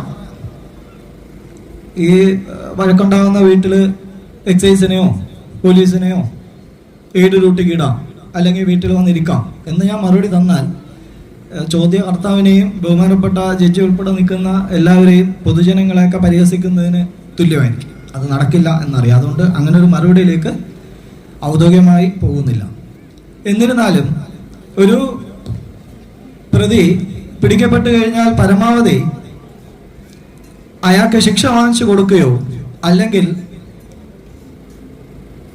ജയിലിനുള്ളിൽ പരമാവധി റിമാൻഡിൽ കിടക്കുന്ന രീതിയിലേക്ക് നിയമ സംവിധാനം തുടരുന്ന വേള വന്നാൽ, ഒരു പരിധിവരെ വന്നാൽ, ഇയാൾ തിരിച്ചിറങ്ങുന്നത് വരെ ഒരു സംരക്ഷണം ലഭിക്കുമെന്ന് അവനവന് കരുതാം. ഇവിടെ അങ്ങനെ ഒരു പരാതി വരുന്ന പക്ഷം നിങ്ങൾക്ക് തൊട്ടടുത്ത സ്റ്റേഷനിലോ അതല്ലെങ്കിൽ ഇതുപോലെയുള്ള വിവിധ സംഘടനകളും ഈ വിസ്ഡം ഇസ്ലാമിക് ഓർഗനൈസേഷൻ എന്തായാലും ഭീതിയില്ലാതായിരിക്കുമല്ലോ ഇങ്ങനെ ഒരു പരിപാടി സംഘടിപ്പിക്കുന്നത്. അതുപോലെ വിവിധ സംഘടനകൾ നമുക്കുണ്ട്. അത് രാഷ്ട്രീയത്തിനും മതത്തിനും അതീതമായി നമ്മൾ എത്രത്തോളം ഇങ്ങനെ വിപത്ത് വരുമ്പോൾ എത്രത്തോളം പ്രതികരിക്കുന്നുവോ അത്രത്തോളം നമുക്ക് ഇങ്ങോട്ടുള്ള എതിർപ്പ് ഇവരിൽ നിന്ന് കുറയും എന്നതാണ് നമുക്ക് പറയാനുള്ളത്. ഇന്ന് സദാചാര പോലീസ് എന്ന് പരിഹസിക്കപ്പെടുന്ന ഒരു സംവിധാനമുണ്ട്. പണ്ട് ഒരു വിഷയം ഉണ്ടായി കഴിഞ്ഞാൽ ഇമാതിരി അടിയൊന്നും ഒരു നാട്ടിൽ ഉണ്ടാവാറില്ല. അതിന് കാരണം ആ നാട്ടിലുള്ളവർ തന്നെ തിരിച്ചടി കൊടുക്കും. അതിനെ ശരിയാണ് എന്നേ ഞാൻ പറയുകയുള്ളൂ. ഇന്ന് അതുപോലെ പബ്ലിക്കിൽ പലരും തിരിച്ച് ഇപ്പൊ തന്നെ മനസ്സിൽ ചോദിക്കാം, ഇന്ന് അതല്ലല്ലോ സാറേ അവസ്ഥ, ഞങ്ങൾ അകത്താവൂലേ? മതിയായ കാരണം ഉണ്ടെങ്കിൽ മാത്രമേ നീതിപീഠം അങ്ങനെ അകത്താക്കാൻ ഒരു നടപടിയിലേക്ക് വരുള്ളൂ. അദ്ദേഹത്തെ നിർത്തി തന്നെയാണ് അത് പറയുന്നത്. ഒരു അനാവശ്യ ഒരു കാരണം പറഞ്ഞുകൊണ്ട് ഒരു ബഹുമാനപ്പെട്ട കോടതിയും ഒരു ഇൻഫർമേഷൻ പുറത്തു കൊടുക്കുന്നു, അല്ലെങ്കിൽ ഒരു മദ്യം മയക്കുമരുന്നിനെതിരെ ഒരു പ്രശ്നം ബഹുമാനപ്പെട്ട കോടതിയോടോ പോലീസിലോ എക്സൈസിലോ അറിയിച്ചൊന്നൊരു അപകടം ഉണ്ടായാൽ യാതൊരു സംശയമില്ല, പോലീസും എക്സൈസും അതുപോലെ തന്നെ ആ ഏജൻസികളും ബഹുമാനപ്പെട്ട കോടതിയെ സംരക്ഷിച്ചിരിക്കും. അത് ഒളിഞ്ഞ് അതിൻ്റെ പിന്നോക്കം പോകാതെ ധൈര്യമായി മുന്നോട്ട് പോകുക എന്നുള്ളതാണ് നമുക്ക് ഇവിടെ പറയാനുള്ളത്. തൽക്കാലം ഞാൻ എൻ്റെ വാക്കുകൾ ചുരുക്കും. അതെ, നമുക്ക് എന്തെങ്കിലും ഇതിന്റെ പ്രശ്നങ്ങൾ നമ്മൾ നേരിട്ട് കാണുകയാണെങ്കിൽ നമുക്ക് എല്ലാ സംരക്ഷണത്തോടു കൂടിയും നമുക്ക് നിയമത്തിന്റെയും പോലീസിന്റെയും എക്സൈസിന്റെയും ഒക്കെ സംരക്ഷണം നമുക്ക് ലഭിക്കും. ഈ ഒരു വിഷയമാണ് സമൂഹത്തിന് അറിയാതെ പോകുന്നത്. അതുകൊണ്ടാണ് ആ സാറിനോട് ആ ഒരു ക്വസ്റ്റ്യൻ തന്നെ വളരെ വളരെ നന്ദിയുണ്ട് സാർ. അപ്പോൾ നമ്മൾ മറ്റൊരു ക്വസ്റ്റ്യനിലേക്ക് പോവാണ്, ഇന്ദുലാൽ സാറിലേക്ക് പോവാണ്. സാർ, സ്കൂളിൽ പഠിക്കുന്ന കുട്ടികൾ അവർ പലപ്പോഴും ഇത്തരത്തിലുള്ള പ്രശ്നങ്ങളിൽ അവർ പെട്ടുപോകാറുണ്ട്. എന്നാൽ ഒരു അധ്യാപകൻ ഇത് കാണുമ്പോൾ അധ്യാപകർ പലപ്പോഴും മൗനം ദീക്ഷിച്ച് നിൽക്കുകയാണ്. കാരണം കുട്ടികളുടെ ഒരു പ്രതികരണ രീതി മാറിയിട്ടുണ്ട്. ഈ ഒരു സമൂഹത്തിൽ നിന്ന് മാറി അവർ ഒരു മോശമായ പ്രവർത്തനം, പണ്ട് നമ്മൾ ഒരു സംസ്കാരമുള്ള ഒരു ജനത എപ്പോഴും നോക്കിക്കാണുന്നത് ഒരു മോശമായ പ്രവർത്തനം കാണുമ്പോൾ, ഇപ്പോൾ നേരത്തെ ഹരികൃഷ്ണൻ സാറ് പറഞ്ഞതുപോലെ ഒരു സദാചാര ചിന്ത നമുക്കുണ്ടാകും. സദാചാര ചിന്ത ഉണ്ടാകുന്ന സാധാരണ ഒരു നോർമലായി ചിന്തിക്കുന്ന ഒരു അല്പ ധാർമ്മിക ബോധമുള്ള ഒരു മനുഷ്യനുണ്ടാകുന്ന ഒരു കാര്യം. പക്ഷെ അങ്ങനെ ഒരു ബോധത്തോടു കൂടി കുട്ടികളോട് അധ്യാപകർ ചോദിക്കുമ്പോൾ ഇന്നത്തെ കാലത്തെ കുട്ടികളുടെ ഒരു പ്രതികരണവും അവിടെ ചില അധ്യാപകർ മിണ്ടാതെ പോകുന്നതിന്റെ ഒരു കാരണം, അതിൽ എത്രത്തോളം നമുക്കതിന് ആ ഒരു വിഷയത്തിൽ നമുക്ക് ഇടപെടാൻ വേണ്ടി പറ്റും എന്നുള്ളതാണ് സാർ. തീർച്ചയായിട്ടും അൽഫഹദ് ചോദിച്ച ഒരു ചോദ്യം വളരെ കാലികമാണ്. കാരണം സ്കൂളുകളിലെ അധ്യാപകർ ഇന്ന് നേരിടുന്ന ഏറ്റവും വലിയ വെല്ലുവിളി ഇത് തന്നെയാണ്. കാരണം ഒരു കുട്ടിയെ, തന്റെ മുന്നിലിരിക്കുന്ന ഒരു കുട്ടിയെ, പ്രത്യേകിച്ചും ഞാനിപ്പോ ഒരു ഹയർ സെക്കൻഡറി അധ്യാപകനാണ്. ഹയർ സെക്കൻഡറി പഠിക്കുന്ന കുട്ടികൾ എന്ന് പറയുമ്പോൾ അറിയാം, പ്രായം മുതിർന്ന കുട്ടികളാണ്. സ്വാഭാവികമായിട്ടും ഇവരോട് എന്തെങ്കിലും നമുക്ക് അത് തെറ്റാണ്, നീ ചെയ്തത് ശരിയല്ല എന്ന് പറയാനുള്ള അത്രയും ധൈര്യം ഇന്നത്തെ അധ്യാപകർക്ക് ഇല്ല. അതിന്റെ കാരണം, എന്നാണോ നമ്മുടെ സ്കൂളിൽ നിന്ന് നമ്മളൊക്കെ വളർന്നു വന്ന ആ ഒരു സാഹചര്യവും അന്തരീക്ഷവും മാറി, എന്റെ അധ്യാപകരൊക്കെ തന്നെ എന്നെ നല്ല രീതിക്ക് സ്കൂളിൽ ഉണ്ടായിരുന്ന സമയത്ത്, പഠിച്ചുകൊണ്ടിരിക്കുന്ന സമയത്ത്, സ്കൂൾ വിദ്യാർത്ഥിയായിരുന്നപ്പോൾ ഒരു കുറ്റം ചെയ്തു കഴിഞ്ഞു കഴിഞ്ഞാൽ അപ്പൊ പിടിച്ച് അടി തരും. ആ അടി വാങ്ങുന്ന ഞാൻ വീട്ടിൽ പോയി പറഞ്ഞു കഴിഞ്ഞു കഴിഞ്ഞാൽ എന്റെ അച്ഛനും അമ്മയൊക്കെ അന്ന് എനിക്ക് അവിടെ നിന്നും അടി തരും. കാരണം അധ്യാപകൻ ചെയ്തത് വളരെ ശരിയാണ്, 100% നല്ല കാര്യമാണ്, നിന്നെ നന്നാക്കാൻ വേണ്ടിയിട്ട് ചെയ്ത കാര്യമാണ്. അതുകൊണ്ട് നീ എന്തുകൊണ്ട് അവിടെ പോയി തെറ്റ് ചെയ്തു എന്ന് ചോദിക്കാനുള്ളൊരു തലമുറ, കഴിഞ്ഞ തലമുറ എനിക്കുണ്ടായിരുന്നു. പക്ഷെ ഇന്നതില്ല. ഒരു തെറ്റ് എന്റെ കുട്ടി ചെയ്തു എന്നറിഞ്ഞാൽ രക്ഷിതാവ് അവിടെ ഇരുട്ടുകൊണ്ട് ഓട്ടയിറക്കുകയാണ്. അവിടെ രക്ഷിതാവ് മാറുന്നു, ബന്ധുക്കളാകുന്നു, രാഷ്ട്രീയക്കാരാകുന്നു, രാഷ്ട്രീയം വരുന്നു, മതം വരുന്നു, എല്ലാം വ്യത്യസ്തമായിട്ടുള്ള കാഴ്ചപ്പാടുകളും നിറങ്ങളും അവിടെ കൊടുക്കുന്നു. പിറ്റേ ദിവസം ആ സ്കൂളിൽ ആ ശിക്ഷിച്ച അധ്യാപകൻ അല്ലെങ്കിൽ അതിന് ചോദ്യം ചെയ്ത അധ്യാപകനെ എതിരെ ബാലാവകാശ കമ്മീഷൻ, അതോടൊപ്പം തന്നെ മനുഷ്യാവകാശ കമ്മീഷൻ, വിവിധ ഏജൻസികൾ, പോലീസ്, അവിടെ ഇവിടെയൊക്കെ പോയിട്ട് എത്രമാത്രം പരാതി കൊടുത്ത് നിർവീര്യമാക്കാൻ നോക്കുന്നോ അത്രമാത്രം ചെയ്യുവാനായിട്ട് സമൂഹം ആ ഒരു ബോധാവസ്ഥയല്ല അധമബോധാവസ്ഥയിലേക്ക് അധംപതിച്ചിരിക്കുകയാണ്. അവിടെയാണ് വിഷയം. അല്ലാതെ ഒരിക്കലും സമൂഹത്തിന് മാറ്റമില്ല. എന്റെ കുട്ടി ചെയ്ത തെറ്റ്, ചോദിച്ചത് ശരിയായി, കുട്ടി അത് നമ്മളെ കഴിഞ്ഞ സങ്കല്പത്തിൽ നിന്നൊക്കെ മാറി അധ്യാപകനല്ല ഇപ്പൊ ഉള്ളത്, ഇപ്പൊ മെന്ററാണ്. സ്കൂളുകളിൽ മെന്ററാണ്. അതായത് അധ്യാപകനെ കാണുന്നത് തെറ്റു തിരുത്തുന്ന ഒരു വിദ്യ കൊടുക്കുമ്പോൾ ഇരുട്ട് മാറ്റി പ്രകാശത്തിലേക്ക് നയിക്കുന്നു എന്നതല്ല, മറിച്ച് കളിക്കൂട്ടുകാരനോ ഒപ്പം കൂടുന്നു. നമുക്ക് കളിക്കൂട്ടുകാരൻ ആകുന്നതിൽ ഒരു വ്യത്യാസവും വേണ്ട, അതിനൊരു കുറ്റവുമില്ല. പക്ഷെ ആ കളിയിലൂടെ അവൻ ഗുണപാഠം പഠിക്കാൻ, അവന്റെ സമൂഹത്തിനെ വാർത്തെടുക്കാൻ, സാമൂഹ്യ ബോധമുള്ള ഒരു വ്യക്തിയായി അവനെ വളർത്തിയെടുക്കുവാൻ ഈ അധ്യാപകന് ബാധ്യതയുണ്ട്. സ്വാഭാവികമായിട്ടും ഇത്തരത്തിലുള്ള ചോദ്യം ചെയ്യലുകളും കേസുകളും ഇന്ന് നമുക്കറിയാം. സ്കൂളുകളിൽ 90% അധ്യാപികമാരാണ്. ഞാൻ എന്റെ തന്നെ ഒരു അനുഭവം ഞാൻ പറയാം.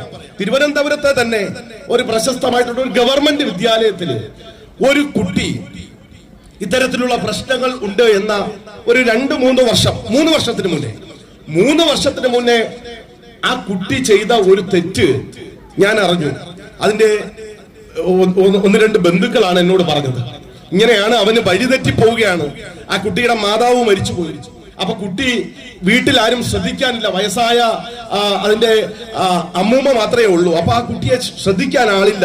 അതുകൊണ്ട് ആ സ്കൂളിൽ ഇടപെട്ടുകൊണ്ട്, ഇവന് വീട്ടിൽ തിരുത്താനായിട്ട് ബുദ്ധിമുട്ടുള്ളത് കൊണ്ട് ആ സ്കൂളിൽ ഇടപെട്ടുകൊണ്ട് സാർ എന്തെങ്കിലും ഒരു കാര്യം ചെയ്യണം. ഞാൻ ആ പ്രിൻസിപ്പലിനെ വിളിച്ചു. എന്റെ സ്വാതന്ത്ര്യം കൊണ്ട് ഞാൻ പ്രിൻസിപ്പലിനെ വിളിച്ചു, പറഞ്ഞു ടീച്ചറെ ഇന്ന ക്ലാസ്സിൽ പഠിക്കുന്ന ഇന്ന കുട്ടി, വേറെ ആരും അറിയണ്ട, ടീച്ചർ അതിന് എന്തെങ്കിലും ഒരു പരിഹാരം ചെയ്യണം. വേറെ ഒന്നുമില്ല, അവന്റെ ബാഗിനകത്ത് പല വസ്തുക്കളും അവൻ കൊണ്ടുവരുന്നു എന്ന് അവന്റെ വീട്ടുകാർ തന്നെ, അവന് വേണ്ടപ്പെട്ടവർ തന്നെ എന്നെ വിളിച്ച് വിവരം റിപ്പോർട്ട് തന്നിട്ടുണ്ട്. ടീച്ചർ ദേവി ഇത് നിങ്ങളും നോക്കണ്ട, നിങ്ങളെ ഒരു ഇൻഫർമേഷൻ നെയ്യാറ്റിൻകര എക്സൈസ് ഓഫീസിൽ കൊടുക്കുക. അവര് വന്ന് സ്കൂളിൽ ആ കുട്ടിയെ നോക്കി, അവനെ വേറെ ശിക്ഷിക്കാനല്ല, അവനെ ശരിയാവണ്ണം കൊണ്ടുവരാൻ എന്തെങ്കിലും ഒരു കാര്യം ചെയ്യുന്നെങ്കിൽ ചെയ്യട്ടെ. പക്ഷെ ടീച്ചർ ആദ്യം എന്നോട് പറഞ്ഞു ഓക്കെ ഞാൻ നോക്കാമെന്ന് പറഞ്ഞു. അടുത്ത സഹ അധ്യാപികമാരുമായിട്ട് സംസാരിച്ചു, പേടിച്ചു പോയി. ഇവര് പറഞ്ഞു അടുത്ത വർഷം നമുക്ക് കുട്ടികൾ കിട്ടില്ല, നമുക്ക് ഹയർ സെക്കൻഡറിയുടെ അഡ്മിഷൻ കുറയും. അങ്ങനെ വന്നു കഴിഞ്ഞു കഴിഞ്ഞാൽ നമ്മുടെ സ്കൂളിനെ അത് ബാധിക്കും. സ്വാഭാവികമായിട്ടും അതുകൊണ്ട് ഇത് വെളിയിൽ പറയാൻ പാടില്ല. എന്തായി അവസാനം? ആ കുട്ടിയെ അവര് അറിയാതെ തന്നെ ഞാൻ തന്നെ നേരിട്ട് എക്സൈസിനെ വിളിച്ച് പറയേണ്ടി വന്നു. എക്സൈസ് ഓഫീസറുമായിട്ടുള്ള പരിചയത്തിൽ ഞാൻ തന്നെ പറഞ്ഞു. രഹസ്യമായിട്ട് അവര് വന്നു, അവര് നോക്കി, സത്യമാണ്, അവനെ പിടിച്ച് ഒന്ന് ശരിയാക്കിയൊക്കെ എടുക്കാൻ നോക്കി. പക്ഷെ വീണ്ടും ഒരു ഫോളോ അപ്പ് വീട്ടിൽ നിന്നുമില്ല, സ്കൂളിൽ നിന്നുമില്ല. ആ പ്രിൻസിപ്പൾ എന്നെ തിരിച്ചു വിളിച്ചു, സാർ ചെയ്തത് മോശമായി പോയി. പക്ഷെ ഒരു കാര്യം പറയാം, ആ പയ്യൻ നല്ല രീതിക്ക് പഠിക്കുന്ന ഒരു പയ്യൻ, 18 വയസ്സ് കഴിഞ്ഞപ്പോ അവനെ രക്ഷിക്കാൻ ഈ ടീച്ചേഴ്സ് ഇല്ല, ഈ വീടില്ല, ഈ സംവിധാനങ്ങളൊന്നുമില്ല. അവൻ പ്രമാദമായ ഒരു പോക്സോ കേസിൽ അകത്താവുകയാണ്. ഇന്ന് ആ കുട്ടിയുടെ ജീവിതം മുഴുവൻ തകർന്നു നിൽക്കുന്ന ഒരു അവസ്ഥയിലാണ്. ഇതാണ് സമൂഹം. അപ്പോ ഇങ്ങനെയുള്ള ഒരു സാഹചര്യം നേരിടുമ്പോൾ അധ്യാപകർക്കും പറയാൻ പേടിയാണ്.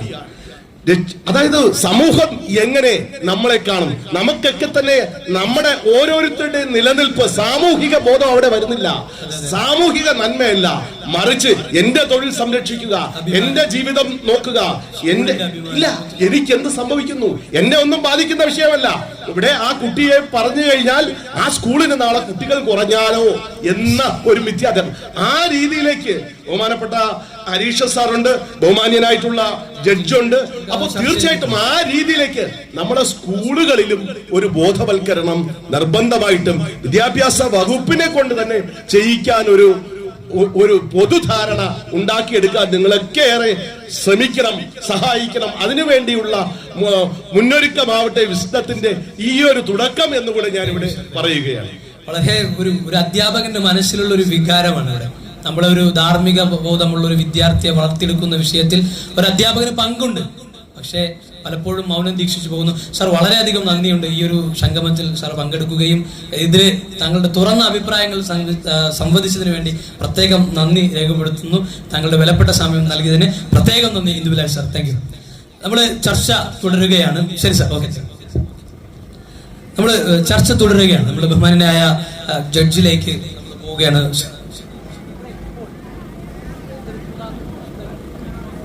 ഇത്തരത്തിലുള്ള പ്രശ്നങ്ങൾ ഇപ്പോൾ സാറ് പറഞ്ഞതുപോലെ തന്നെ പലപ്പോഴും ഇങ്ങനെ മൗനം ദീക്ഷിച്ചു പോകുന്ന ഒരു അവസ്ഥ ഇങ്ങനെ പേടിച്ചിട്ടാണ്. കുട്ടികൾ എന്ത് ചെയ്യും? ഇപ്പോൾ ഒരു ഉദാഹരണം പറയുകയാണെങ്കിൽ, പരസ്പരം ഒരു സ്കൂളിന്റെ ഒരു സ്റ്റെയർ കേഴ്സിന്റെ താഴെ രണ്ട് കുട്ടികൾ പരസ്പരം ഇങ്ങനെ ചുണ്ടുകോർത്ത് നിൽക്കുന്ന ഒരു സാഹചര്യം കാണുമ്പോൾ ഒരു ധാർമ്മിക ബോധം, ഒരു സംസ്കാരമുള്ള അധ്യാപനം സഹിക്കാൻ പറ്റില്ല. അത് മോശമായ പ്രവർത്തനം. പക്ഷെ എന്നാൽ അതിൽ ഇടപെട്ട് കഴിഞ്ഞാലോ പിന്നെ ഈ പറഞ്ഞ പ്രശ്നങ്ങളൊക്കെ. സാർ, എനിക്ക് ഈ സാറിനോട് അവസാനമായും, സാറിന്റെ വിലപ്പെട്ട സമയമാണ് ഇവിടെ ഉള്ളത്, ഇവിടെ സ്കൂളുകൾ പലപ്പോഴും പറയാതെ മടിച്ചു വെക്കുന്ന, അധ്യാപകർ ഇങ്ങനെ ഭയപ്പെടുന്ന ഈ വിഷയത്തിൽ എന്ത് നിർദ്ദേശമാണ് സാറിന് നിയമപരമായും മറ്റുമൊക്കെ നൽകാനുള്ളത്?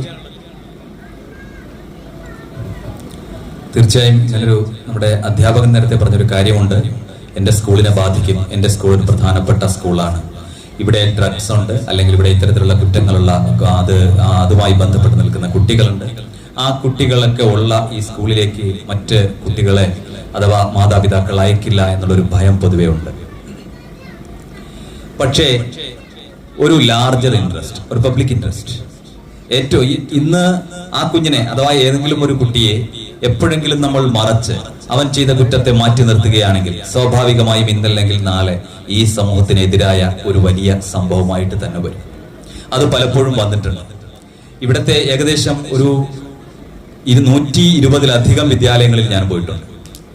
ഈ വിദ്യാലയങ്ങളിലെല്ലാം ഇതുമായി ബന്ധപ്പെട്ട വിമുക്തി ക്ലബിലും അതുപോലെ റീകണക്റ്റിംഗ് യൂത്തിന്റെ ഭാഗമായിട്ടുള്ള ആന്റി ഡ്രഗ് ക്ലബ്, അത്തരം ക്ലാസുകൾ പങ്കെടുത്തിട്ടുണ്ട്, അതിൽ കാര്യങ്ങൾ സംസാരിച്ചിട്ടുണ്ട്. പലപ്പോഴും മാതാപിതാക്കൾ ചോദിക്കുന്ന ഒരു ക്വസ്റ്റ്യൻ, എന്റെ കുഞ്ഞിനെ ഈ ഒരു സംഭവമായി ഞാൻ ഏതെങ്കിലും ഒരു നിയമത്തിന്റെ മുമ്പിലേക്ക് എത്തിച്ചാൽ അവന്റെ ഭാവി എന്താ? അവന്റെ ഭാവി എന്ന് പറയുന്നത് നമുക്കറിയാം, ഇന്ന് PSC തലത്തിലോ അല്ലെങ്കിൽ UPSCയോ ഏതെങ്കിലും ഒരു റിക്രൂട്ടിംഗ് ഏജൻസി അത് ഇത്തരത്തിലുള്ള കാര്യങ്ങൾ വരുമ്പോൾ അദ്ദേഹത്തിന് ഒരു ജോലി കിട്ടുന്ന ഒരു അവസ്ഥയിലേക്ക് വരുമ്പോൾ എത്തരത്തിലുള്ള ഈ ക്രിമിനൽ കേസുകളുണ്ടോ, ഏതെങ്കിലും തരത്തിലുള്ള പ്രശ്നങ്ങളിൽ ഇടപെട്ടിട്ടുണ്ടോ, ഇത്തരം കാര്യങ്ങളൊക്കെ ഡിസ്കഷനിൽ വരാറുണ്ട്. അപ്പൊ അത്തരത്തിലുള്ള ഒരു ഭയം മാതാപിതാക്കൾക്കുണ്ട്. പക്ഷെ ഇവിടെ സെന്റിമെന്റ്സ് പലപ്പോഴും എക്സൈസും പോലീസും ഒക്കെ കാണിക്കാറുണ്ട്. കുഞ്ഞുങ്ങളെയൊന്നും അഥവാ ആദ്യമായി ഏതെങ്കിലും ഒരു കെണിയിലകപ്പെട്ട ഒരു കുട്ടിയാണെങ്കിൽ തീർച്ചയായും അവൻ അതിനുവേണ്ടിയുള്ള സാഹചര്യങ്ങൾ ഒരുക്കി കൊടുക്കാറുണ്ട് എന്നാണ് എനിക്ക് മനസ്സിലാക്കിയിട്ടുള്ളത്. അവൻ ഇനിയുള്ള സമൂഹത്തിൽ ഇനിയും നന്നായി വരാൻ, ആ കുടുംബത്തെ സംരക്ഷിക്കാൻ, അവന്റെ പ്രശ്നങ്ങളിൽ നിന്ന് മാറാൻ അതിനുവേണ്ട കൗൺസിലിംഗ് ഉൾപ്പെടെയുള്ള കാര്യങ്ങൾ കൊടുക്കുന്ന ഒരു സംവിധാനം ഇവിടെ ഗവൺമെന്റും ഈ പറയുന്ന ലോ എൻഫോഴ്സ്മെന്റ് മെക്കാനിസവും ചെയ്യുന്നുണ്ട്. അതായത് മനുഷ്യത്വ രൂപത്തിൽ തന്നെയാണ് കാര്യങ്ങൾ ചെയ്യുന്നത്. ഒരാളെ കിട്ടിയാൽ ഉടനെ കൊണ്ടുപോകുന്നില്ല. ഇനി കൊച്ചു കുഞ്ഞുങ്ങളാണെങ്കിൽ ആദ്യം ചെയ്യുന്നത് തന്നെ അവർക്ക് കൗൺസിലിംഗ് കൊടുക്കുക. ആ കൗൺസിലിംഗ് കൊടുത്തിട്ട് പലപ്പോഴും പ്രശ്നങ്ങൾ വരാതിരിക്കാൻ അവരെ മാതാപിതാക്കൾക്ക് കൗൺസിലിംഗ് കൊടുക്കുന്നു. ഇനി ഈ പ്രശ്നങ്ങൾ ഉണ്ടാകാതിരിക്കാൻ എന്തൊക്കെ സജ്ജീകരണങ്ങൾ പറ്റുമോ അത്തരം എല്ലാ നടപടിക്രമങ്ങളും ചെയ്യുന്നുണ്ട്. അപ്പൊ ഇവിടെ അതിനുവേണ്ടി ഒരു ശലഭക്കൂട് എന്ന് പറയുന്ന ഒരു സംവിധാനം തന്നെ തിരുവനന്തപുരത്ത് പ്രവർത്തിക്കുന്നുണ്ട്. ശലഭം എന്ന് പറഞ്ഞാൽ മൃദുത്വമാണ്. കുഞ്ഞുങ്ങൾ എപ്പോഴും തൊട്ടാൽ വാടികളാണ്. സ്വാഭാവികമായും ചെറിയ ചെറിയ പരസ്യങ്ങളിലൂടെയും അല്ലെങ്കിൽ ഈ പറയുന്ന മറ്റുള്ളവർ ചെയ്യുന്ന കാര്യങ്ങളെ അനുകരിച്ച് പലപ്പോഴും വലിയ പ്രശ്നങ്ങളിൽ പെട്ടുപോകുന്നവരാണ്. മൃദുത്വത്തോടുകൂടി തന്നെയാണ്. അധ്യാപകൻ പറഞ്ഞൊരു കാര്യമുണ്ട്, കുട്ടികളെ അടിച്ചു ഉപദ്രവിച്ചപ്പോ അത് കേസായപ്പോ പ്രശ്നമായി, അല്ലെങ്കിൽ ഏതെങ്കിലും തരത്തിൽ പിന്നീട് അതിനെതിരെ പ്രശ്നമായി അധ്യാപകർക്കെതിരെ അല്ലെങ്കിൽ ആ കുട്ടിയെ ഉപദ്രവിച്ചതിനെതിരെ.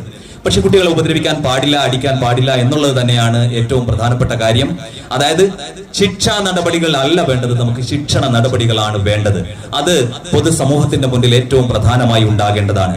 നമുക്ക് ഏറ്റവും വേണ്ടത് കുഞ്ഞുങ്ങളെയും അതിനെ പരിപാലിക്കുന്ന മാതാപിതാക്കളെയും അധ്യാപകരെയും ഒപ്പം നമ്മളെയും പൊതുസമൂഹത്തെയും ബോധവൽക്കരിക്കപ്പെടണം. ഇത് സമൂഹത്തിന് മൊത്തമായ ഒരു വിപത്താണ്. ആ വിപത്ത് ഉണ്ടാകുന്നതിൽ നിന്ന് നമുക്ക് തടയണമെന്നുള്ളതാണ്. അതിനുവേണ്ടി സമൂഹം ഒറ്റക്കെട്ടായി നിൽക്കണം. കുഞ്ഞായിരുന്നാലും ഒരു സെന്റിമെന്റ്സും ആ കാര്യത്തിൽ ചെയ്യരുത്. ആരാണോ ഇത്തരത്തിലുള്ള പ്രശ്നങ്ങൾ ഉണ്ടായത്, സോഴ്സിന്റെ കാര്യം പലപ്പോഴും ഒരു പ്രശ്നം, ഗഞ്ച പിടിച്ചു 5 കിലോ 50 കിലോ 5000 കിലോ ഗഞ്ച, അതുപോലെ തന്നെ MDM, ഇതൊന്നും പറയാൻ പാടില്ല എന്നാണ്, ഇത്തരം പേരുകൾ തന്നെ പറയാൻ പാടില്ല എന്നുള്ളതാണ്. അങ്ങനെ ലഹരി വസ്തുക്കളൊക്കെ പിടിച്ചു നമ്മൾ കാണുന്നുണ്ട്. ആ പിടിച്ച ആളുകളും അല്ലെങ്കിൽ അതുമായി മാത്രം ആ കേസ് ഒതുങ്ങുന്ന അവസ്ഥ, അതിന്റെ പുറകിലേക്ക് പലപ്പോഴും ചെയിനിലേക്ക് ആ ചെയിൻ ലിങ്ക് കിട്ടുന്നില്ല. പലപ്പോഴും അവർക്ക് ലോ എൻഫോഴ്സ്മെന്റ് മെക്കാനിസത്തിന് ഏതെങ്കിലും രീതിയിൽ പ്രവർത്തിക്കാൻ കഴിയുന്നില്ല. അതിന്റെ പ്രധാന കാരണം നമുക്കറിയാവുന്നവർ കൃത്യമായ വിവരം നൽകാത്തതാണ്. എന്താണ് പേടി? ഞാൻ സാക്ഷിയായി പോയാൽ തീർച്ചയായും ഇനി നിയമത്തിന് മുമ്പിൽ കാലാകാലം ഇതിന്റെ പുറകെ നടക്കേണ്ടി വരുമെന്നുള്ളതാണ്. ആ ഭയമൊന്നുമല്ല അതിലേറ്റവും പ്രധാനപ്പെട്ട കാര്യം. നമുക്ക് ഈ ഭൂമിയിൽ കുറച്ചു കാലമാണ് ലഭിച്ചിട്ടുള്ളത്. ഇതിനു മുന്നേയും മനുഷ്യർ വന്നിട്ട് പോയി. നമുക്കറിയാം ഒരുപാട് ജനത ഈ ഭൂമുഖത്ത് മുന്നേ വന്നിട്ടുണ്ട്, ഇനിയും ഒരുപാട് വരാനുണ്ടായിരിക്കും. അപ്പോ ഒരു നൂറ്റാണ്ട് അല്ലെങ്കിൽ ഒരു 100 വർഷം കഴിഞ്ഞാൽ ഈ ഇരിക്കുന്ന ഒരാളും ഇവിടെ ഈ ഭൂമുഖത്ത് ഉണ്ടാവുകയില്ല. അവിടെ ഈ കസേരകളൊക്കെ പുതിയ ആളുകൾ സ്ഥാനം പിടിക്കും. പക്ഷെ ഇവിടെ ഈ ഭൂമുഖത്ത് മനുഷ്യന് കിട്ടിയിട്ടുള്ള ഏറ്റവും പ്രധാനപ്പെട്ട ലക്ഷ്യം, ഒരു അൾട്ടിമേറ്റ് ഒബ്ജക്റ്റ് ഉണ്ട്. ആ ഒബ്ജക്റ്റ് എന്ന് പറയുന്നത് മറ്റുള്ളവരെ ഉപദ്രവിക്കാതിരിക്കലാണ്. അതായത് ഏറ്റവും നല്ല മനുഷ്യനാവുകയാണ് നമുക്ക് വേണ്ടത്. അത് കുഞ്ഞുങ്ങളിലേ നമ്മൾ പഠിക്കേണ്ടതാണ്. ഏറ്റവും നല്ല മനുഷ്യരാരാണ്? മറ്റൊരാളെ ഉപദ്രവിക്കാതിരിക്കുന്ന ആള്. ഈ സമൂഹത്തിൽ ഭൂമിക്ക് മുന്നിൽ ഒരാൾ ഭൂമിയിൽ നിന്ന് കഥാവശേഷനായി പോയാൽ അദ്ദേഹത്തെ കുറിച്ച് പറയരുത് ഈ ഭൂമിക്ക് അയാൾ ഒരു ഭാരമായിരുന്നു എന്ന്. ഭാരമാകുന്ന രീതിയിലുള്ള ഒരു തരത്തിലുള്ള സ്വഭാവം ഒരു മനുഷ്യനും ഉണ്ടാകാൻ പാടില്ല. ഒപ്പം കുഞ്ഞുങ്ങൾക്ക് ഏതെങ്കിലും അത്തരത്തിലുള്ള പ്രശ്നങ്ങൾ ഉണ്ടായാൽ നമ്മൾ അതിനെതിരെ പോരാടണം എന്നുള്ളതാണ്. കുട്ടിയെ എത്തിക്കേണ്ട സ്ഥലത്ത് എത്തിക്കണം, കൃത്യമായ രീതിയിലുള്ള അവബോധം നൽകണം എന്നതാണ് നമ്മുടെ ബാധ്യത. അത് ഓരോ മനുഷ്യനും ബാധ്യതയുണ്ട് എന്നുള്ളതാണ് സമൂഹത്തിൽ എനിക്കായി പറഞ്ഞു വെക്കാനുള്ളത്. വളരെയധികം നല്ലൊരു നിർദ്ദേശമാണ് സാർ ഇവിടെ നമുക്ക് നൽകിയിട്ടുള്ളത്. വളരെയധികം നന്ദിയുണ്ട്. വളരെ തിരക്കിട്ട സമയത്തും ഇതിനോട് സഹകരിച്ച സാറിന് ഇസ്ലാമിക് ഓർഗനൈസേഷന്റെ പേരിൽ പ്രത്യേക നന്ദി രേഖപ്പെടുത്തുകയാണ്. താങ്ക് യു സാർ, വളരെയധികം നന്ദി. ഈ ഒരു സമയത്ത് രേഖപ്പെടുത്തിക്കൊണ്ട് സാറിനെ ഈ ഒരു തിരക്ക് ഞങ്ങൾ അംഗീകരിച്ച് നൽകുകയാണ് sir. Thank you. Please. Thank you very much. നമ്മൾ അതുപോലെ തന്നെ നമ്മുടെ എക്സൈസ് സാറ് ഹരികൃഷ്ണൻ സാർ ഇവിടെ ഉണ്ട്. നമ്മൾ ഈ ഒരു സംസാരം വളരെയധികം ചൂടേറിയ ചർച്ച നീണ്ടുകൊണ്ടിരിക്കും. അപ്പോൾ നമ്മൾ ചർച്ച തുടരുകയാണ്. ഇവിടെ അവസാനമായി നമ്മുടെ ഹരികൃഷ്ണൻ സാറിനോടും വളരെ പ്രധാനപ്പെട്ട ഒരു ക്വസ്റ്റ്യൻ. സാർ കുറെ നേരമായി നമ്മളോടൊപ്പം ക്ഷമിച്ച് കൂടെ നിൽക്കുകയാണ്. നിയമനിർദ്ദേശങ്ങളും മറ്റു കാര്യങ്ങളൊക്കെ നൽകി ജഡ്ജിയോടൊപ്പം തന്നെ സാർ നിൽക്കുന്നുണ്ട്. സാറിന്റെ സമയം നമ്മൾ ഒരുപാട് കവർന്നെടുക്കുന്നു. സാർ ഒരു അവസാനത്തെ ഒരു ക്വസ്റ്റ്യനിലേക്ക് സാർ പോവുകയാണ്. ഇത്തരത്തിലുള്ള പ്രശ്നങ്ങൾ കാണുമ്പോൾ നമ്മൾ ആദ്യം ചെയ്യേണ്ട ഒരു ഹെൽപ്പ് ലൈൻ നമ്പറോ അങ്ങനെ എന്തെങ്കിലും ഒരു സംവിധാനം, ഇപ്പോൾ മറ്റേ ജഡ്ജി സാർ പറഞ്ഞ ശലഭം പോലുള്ള സംവിധാനങ്ങൾ, അങ്ങനെ എന്തെങ്കിലും സംവിധാനം ഉണ്ട് എങ്കിൽ വളരെ ചുരുങ്ങിയ സമയം കൊണ്ട് സാറിന് അവതരിപ്പിക്കാവുന്നതാണ്. നമ്മുടെ എക്സൈസ് വകുപ്പിന്റെ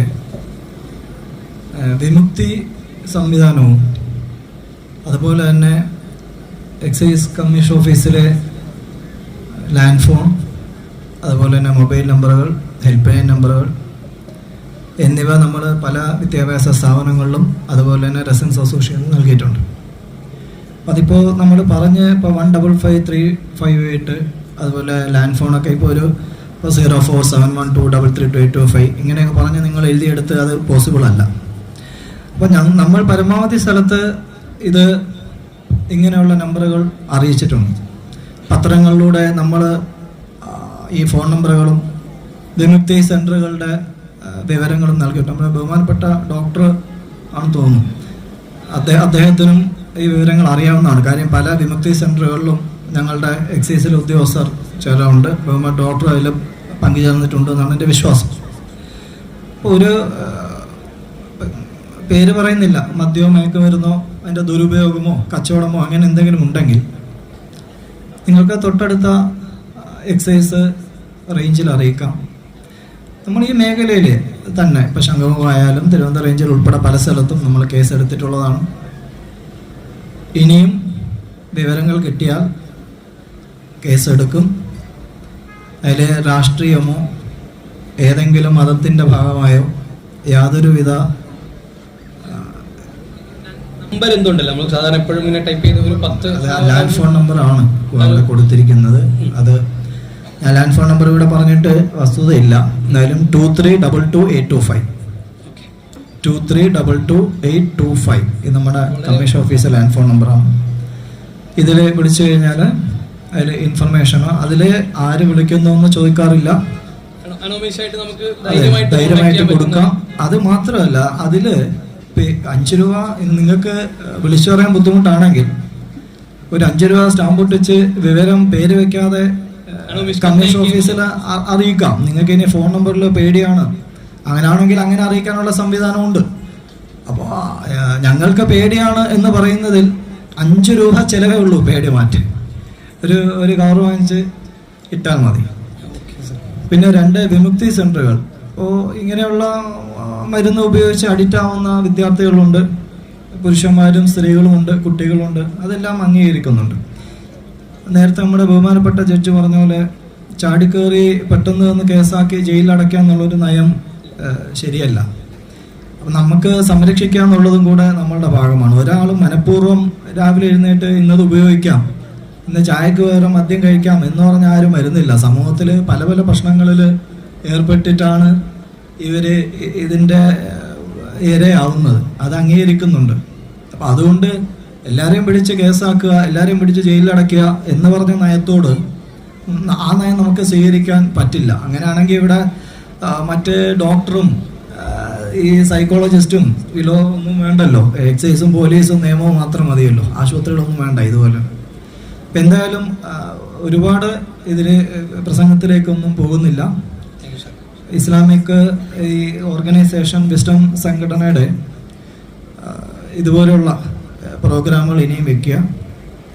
ഇതിന് മുൻകൈ എടുത്ത എല്ലാ സംഘടനാ ഭാരവാഹികൾക്കും ഞാൻ പേരെടുത്ത് ഓരോരുത്തരായിട്ട് പറയാതെ എല്ലാവിധ ആശംസകളും നേരുന്നു. എക്സൈസ് വകുപ്പിന്റെ പേരിലും എൻ്റെ പേരിലും നന്ദി രേഖപ്പെടുത്തിക്കൊള്ളും.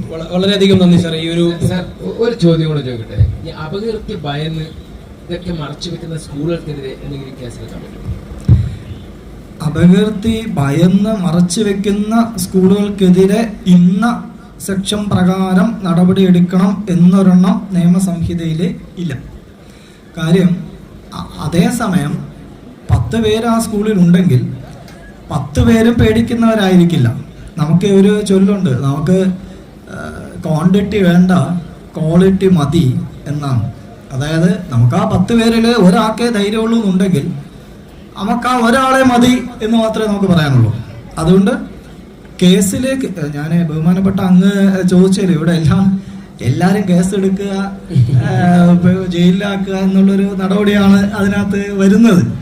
ഞാനത് സാറിനെ കുറ്റപ്പെടുത്തിയതല്ല. കേസെടുക്കുന്നതിന് മുമ്പ് ആദ്യപടി എന്നുള്ളത് അതിനകത്ത് തന്നെ നമുക്ക് പറഞ്ഞാൽ കേൾക്കുന്ന അധ്യാപകരോ രക്ഷിതാക്കളോ അല്ലെങ്കിൽ ആരെങ്കിലും ഉണ്ടാവും.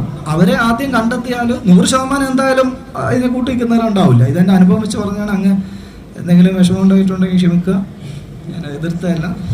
ശരി സാർ, താങ്ക് യു സാർ. വളരെയധികം നന്ദിയുണ്ട്. സാർ പറഞ്ഞ നമ്പർ നമ്മൾ സ്ക്രീനിൽ കാണിക്കുന്നുണ്ട്. എല്ലാവർക്കും ധൈര്യപൂർവ്വം ഇതിലേക്ക് വിളിക്കാം, ധൈര്യമായിട്ട് നമുക്ക് ബന്ധപ്പെടാം. ഈ വളരെ വിലപ്പെട്ട സമയം ഏകദേശം 1 മണിക്കൂറോളം നമ്മളോടൊപ്പം സാർ സ്പെൻഡ് ചെയ്തിട്ടുണ്ട്. വിസ്ഡം ഇസ്ലാമിക് ഓർഗനൈസേഷൻ വരുന്ന 23-ാം തീയതി ഇത്രയും വിഷയങ്ങൾ വളരെയധികം വ്യാപകമായിട്ടൊരു സംഗമം, ഫാമിലി കോൺഫറൻസ്, അതുപോലെ തന്നെ വിസ്ഡം സ്റ്റുഡൻസ് ധർമ്മസമരത്തിന്റെ വിദ്യാർത്ഥി കാലഘട്ടം എന്ന് പറഞ്ഞൊരു പ്രോഗ്രാം മെയ് 11 പെരിന്തൽമണ്ണയിൽ വെച്ച് നടത്താനിരിക്കുന്നത്. ഇതൊക്കെയും നമ്മുടെ പ്രമേയം സംതൃപ്തമായ ഒരു കുടുംബം സമൂഹത്തിൽ ഉണ്ടാകണമെന്നാണ്. സാർ വളരെയധികം നന്ദിയുണ്ട് ഈ ഒരു സമയം ചെലവഴിച്ചത്. Okay, thank you sir. അടുത്തതായി നമ്മളോടൊപ്പം ഈ ചർച്ചയുടെ വളരെ ചൂടുപിടിച്ച ചർച്ചകൾ നമ്മൾ മുന്നോട്ട് കൊണ്ടുപോയിക്കൊണ്ടിരിക്കുകയാണ്.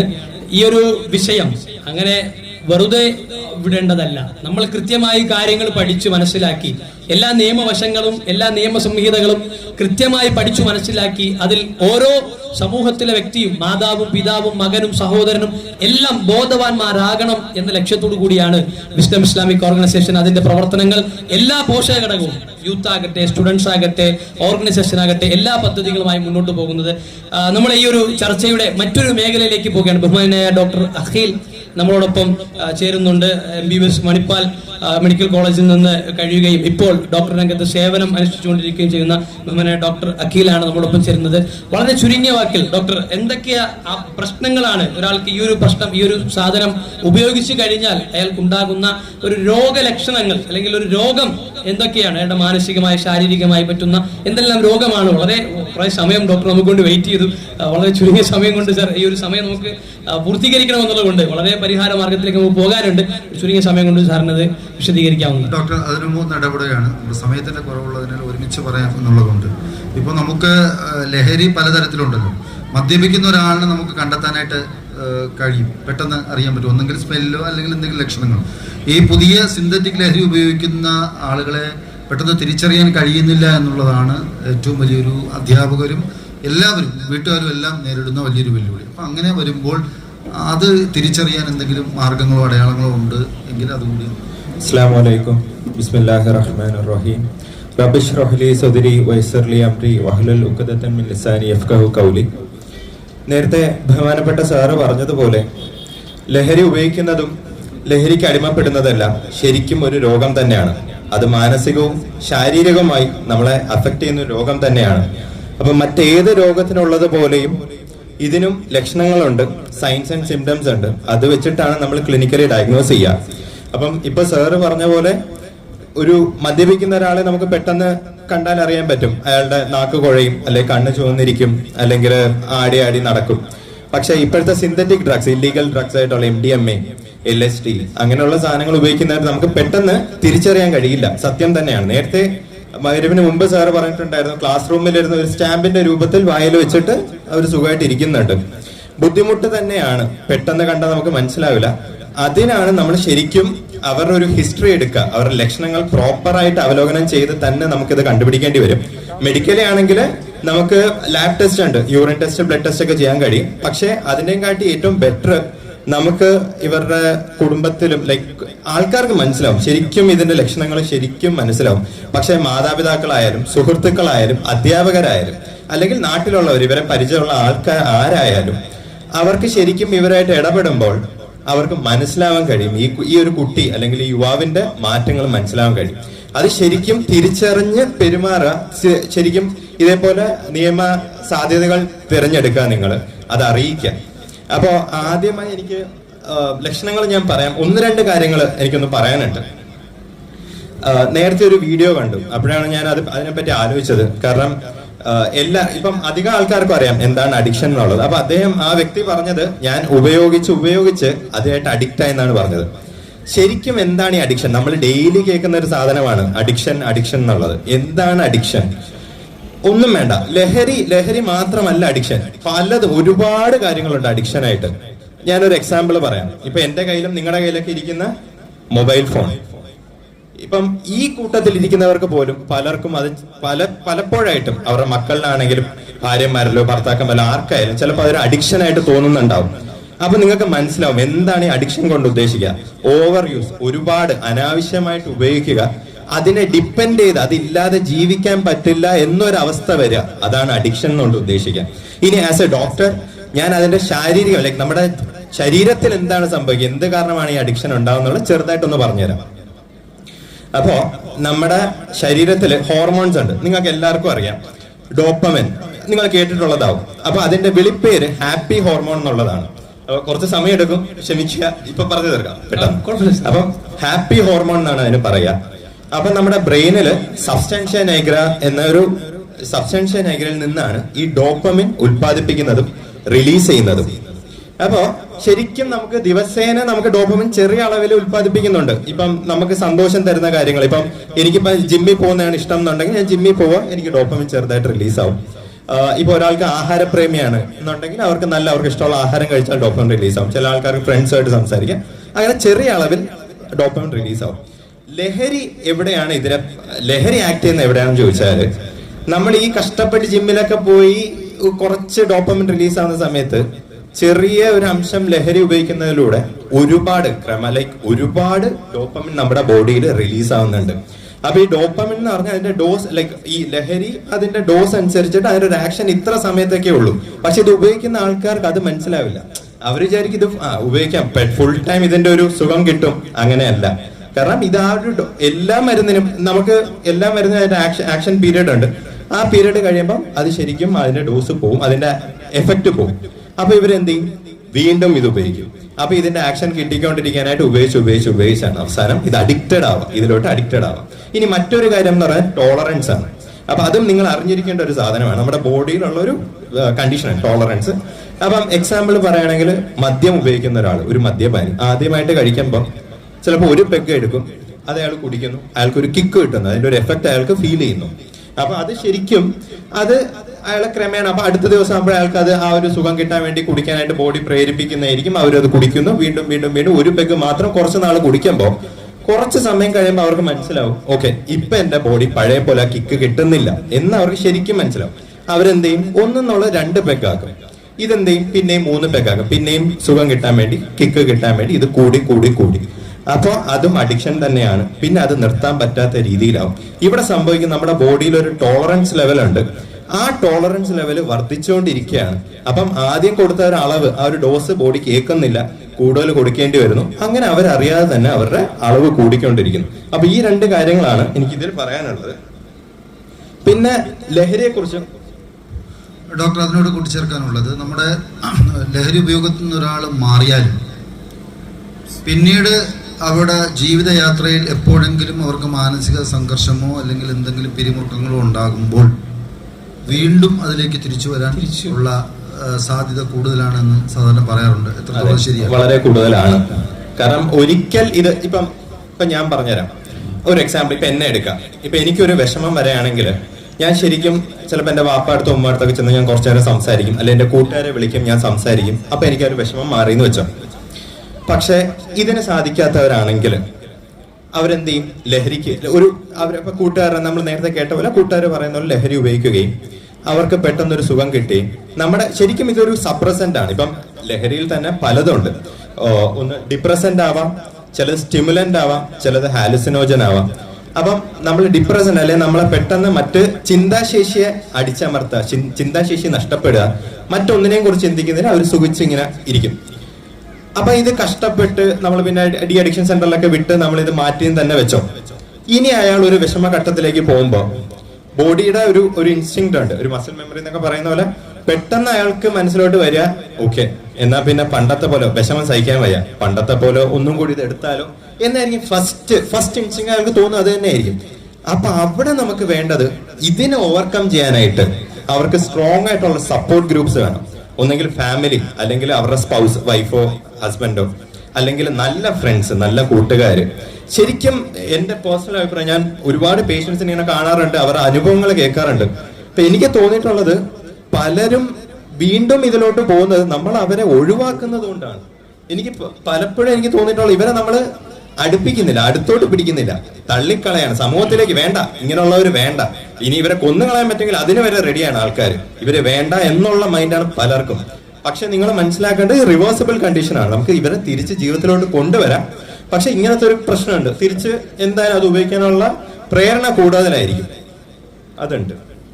നമുക്ക് ലക്ഷണങ്ങളിലേക്ക് പോകാം. അല്ല ഒരു കാര്യമുണ്ട്, അല്ലെങ്കിൽ നമ്മളിപ്പോ ലക്ഷണങ്ങൾ ഡോക്ടർ നമ്മളോട് സൂചിപ്പിച്ചിരുന്നു. ഇപ്പൊ ഞാൻ പറഞ്ഞ വെച്ചാൽ ഒരു ശാരീരികമായും ഇപ്പൊ പല ആളുകളും ഇതിലുണ്ടാകുന്ന ഒരു മാനസികമായ പ്രശ്നങ്ങളും ഒരു ശാരീരികമായ പ്രശ്നം കൂടി ഒന്ന് കൺക്ലൂഡ് ചെയ്താൽ അതൊന്ന് ക്ലിയർ ആകും. ഓക്കെ. അപ്പം ശരിക്കും ലക്ഷണങ്ങള് നമുക്കിത് ജനറൽ ആയിട്ട് ഇപ്പൊ ഒരു പനി വന്നാലുള്ള ലക്ഷണം പോലെ നമുക്ക് പറയാൻ പറ്റില്ല. അപ്പൊ എന്നാ ഞാൻ ഒരു കാര്യം പറയാം. പണ്ട് കുറച്ചു കാലം പിന്നോട്ട് നിങ്ങൾ ചിന്തിച്ചു നോക്ക്, ഈ നാട്ടില് നിങ്ങൾക്ക് അറിയുന്ന ലഹരി എന്ന് പറയുന്നത് എന്തായിരിക്കും? മദ്യപാനം അല്ലെങ്കിൽ പുകവലി. അതിപ്പം സിഗരറ്റ് ആവാം, ബീഡി ആവാം, പിന്നെ അവിടെ ഇവിടെയൊക്കെ നമ്മൾ കഞ്ചാവ് എന്നൊക്കെ കേൾക്കാറുണ്ട് കുറെ വർഷങ്ങൾ മുന്നേ. പക്ഷെ ഇന്ന് അതല്ല അവസ്ഥ. ഇത് ഓരോ ദിവസം പുതിയ പുതിയ പേരുകൾ വന്നുകൊണ്ടിരിക്കുകയാണ്. പലർക്കും എല്ലാവർക്കും അറിയാം ഇതെല്ലാം ലഹരിയാണ്, പ്രശ്നമാണെന്നുള്ള. ഇപ്പൊ ലഹരിയുടെ അടിയിൽ തന്നെ ഇപ്പൊ ഞാൻ ഒരു കുറച്ച് കാര്യങ്ങൾ പറയുകയാണെങ്കിൽ ആൽക്കഹോൾ, മദ്യം, പുകവലിയാണെങ്കിൽ നിക്കോട്ടിൻ, കഞ്ചാവ് അത് കന്നാബിസ്, പിന്നെ ഉള്ളത് cocaine, heroin, MDMA, LSD, amphetamine, ketamine തുടങ്ങി ഒട്ടനക്കമാണ്. ഇപ്പം ഒരുപാടുണ്ട്. പിന്നെ ഇതിനെല്ലാം ഒരുപാട് ചെല്ലപ്പേരുകളുണ്ട്, വിളിപ്പേരുകളുണ്ട്. ഓരോ ആൾക്കാർ ഓരോന്ന് വിളിക്കാറുണ്ട്. കഞ്ചാവ്, വീട്, പോട്ട്, അങ്ങനെ ഒരുപാട് സാധനങ്ങളുണ്ട്. അപ്പൊ ഇത്രയും സാധനങ്ങളുണ്ട്. അപ്പൊ ഒരിക്കലും അതുകൊണ്ടാണ് ഞാൻ പറയുന്നത് ഇതിന്റെ എല്ലാം കോമൺ ആയിട്ട് ലക്ഷണങ്ങൾ പറയാൻ കഴിയില്ല.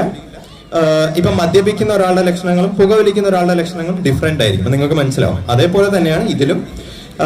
പിന്നെ ലക്ഷണങ്ങൾ പറയുകയാണെങ്കിൽ മാനസികമായും ശാരീരികമായും ഇത് അഫക്ട് ചെയ്യും.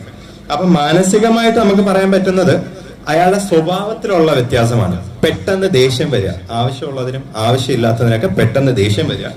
പിന്നെ ഉള്ളത് ഉൾവലിയുന്ന ഒരു സ്വഭാവം എന്ന് പറഞ്ഞാൽ വെളിയിലോട്ട് ഇറങ്ങി ആൾക്കാരോട് സംസാരിക്കാനുള്ള ഒരു മടി, സംസാരിക്കാൻ താല്പര്യമില്ല.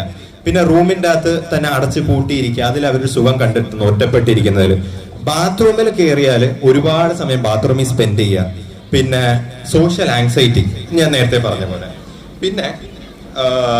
പിന്നെ ഒരു കാര്യം നിങ്ങൾക്ക് ശ്രദ്ധിക്കാനുള്ളത്, യുവതലമുറയിലാണ് അല്ലെ സ്കൂളിൽ പോകുന്ന കുട്ടികളിലാണെങ്കിൽ പുതിയ കൂട്ടുകെട്ട്, അവരധികമായി ഡിപ്പെൻഡ് ചെയ്യുന്ന കുറച്ച് പുതിയ കൂട്ടുകാരുണ്ടെന്നുണ്ടെങ്കിൽ അത് ശ്രദ്ധിക്കുക. അത് നിങ്ങൾ ശ്രദ്ധിക്കുക, ഇതൊക്കെ ആരാണ്, എന്താണ്. ഉറപ്പായിട്ടും നിങ്ങൾ അത് ഫോളോ അപ്പ് ചെയ്യേണ്ട കാര്യം തന്നെയാണ്. അപ്പൊ ഈ കൂട്ടുകാരുമായിട്ട് വെളിയിൽ പോവുക, താമസിച്ച് വീട്ടിൽ വരിക, ചിലപ്പോൾ വീട്ടിൽ വരാതിരിക്കുക, അത് നിങ്ങൾ ചോദ്യം ചെയ്യുകയാണെങ്കിൽ അവർ വളരെ ഇഗ്നോറന്റ് ആയിരിക്കും. എനിക്ക് പറയാൻ താല്പര്യമില്ല, അല്ലെ അവർ വയലന്റ് ആവും. അങ്ങനെയുള്ളത് നിങ്ങൾ ശ്രദ്ധിക്കുക. പിന്നെ ഇറസ്പോൺസിബിലിറ്റി, ഉത്തരവാദിത്തം ഇല്ലായ്മ അല്ലെങ്കിൽ ഉത്തരവാദിത്തം എടുക്കാൻ താല്പര്യമില്ലായ്മ.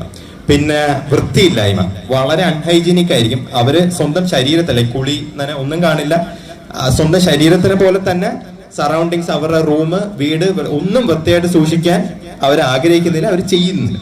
പിന്നെ മറ്റൊരു കാര്യം, അത് നിങ്ങൾക്ക് എല്ലാവർക്കും മനസ്സിലാവും, എടുത്തുചാട്ടം, ഒറ്റ ബുദ്ധി. നിങ്ങൾക്ക് ഇങ്ങനെയുള്ളവരെ കണ്ടാൽ തന്നെ നിങ്ങൾ പറയുന്ന ഒരു കാര്യമായിരിക്കും, ഇവനെ മറ്റൊന്നും ചിന്തിക്കാനില്ലല്ലോ.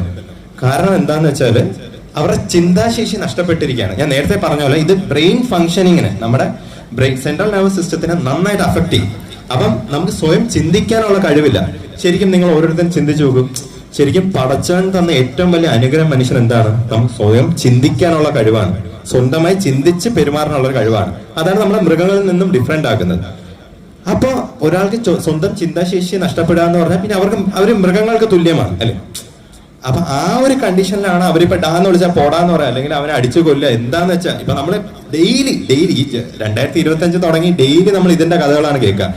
പിന്നെ ചില വീഡിയോസ് കാണാറുണ്ട്, പോലീസ് ജീപ്പിൽ കയറി ഒരാളെ കൊണ്ടുപോകുന്നത്, അവൻ ഓരോ കോഷ്ടികൾ കാണിക്കുന്നത്. അപ്പൊ ആൾക്കാർ ചോദിക്കുന്നുണ്ട്, ഇവൻ എന്തൊരു ബോധമില്ല. അതാണ് പ്രശ്നം, അവന് ചിന്തിക്കാനുള്ള ചിന്താശേഷി നഷ്ടപ്പെട്ടിരിക്കുകയാണ്. പിന്നെ മടി, അലസത തുടങ്ങിയവയാണ് മാനസികമായിട്ടുള്ളത്. ശാരീരികമായിട്ടുള്ളത് ഇവൻ നമുക്ക് അറിയുന്ന പോലെ കണ്ണിലെ ചോപ്പ്, ഫ്ലഷിങ്, പിന്നെ സ്ലേർഡ് സ്പീച്ച്, ഞാൻ നേരത്തെ പറഞ്ഞ പോലെ നാക്ക് കുഴയുക, സംസാരിക്കുന്ന അവ്യക്തമാണ്, എന്താണ് സംസാരിക്കുന്നതെന്ന് അവർക്കൊരു ബോധമില്ല. പിന്നെ ഉള്ളത് അൺസ്റ്റഡി ഗേറ്റ് എന്ന് പറഞ്ഞാൽ നടക്കുമ്പോൾ ആടി നടക്കുക, ഒരു ഭയങ്കര ബുദ്ധിമുട്ടി നടക്കുക. പിന്നെ ഉള്ളത്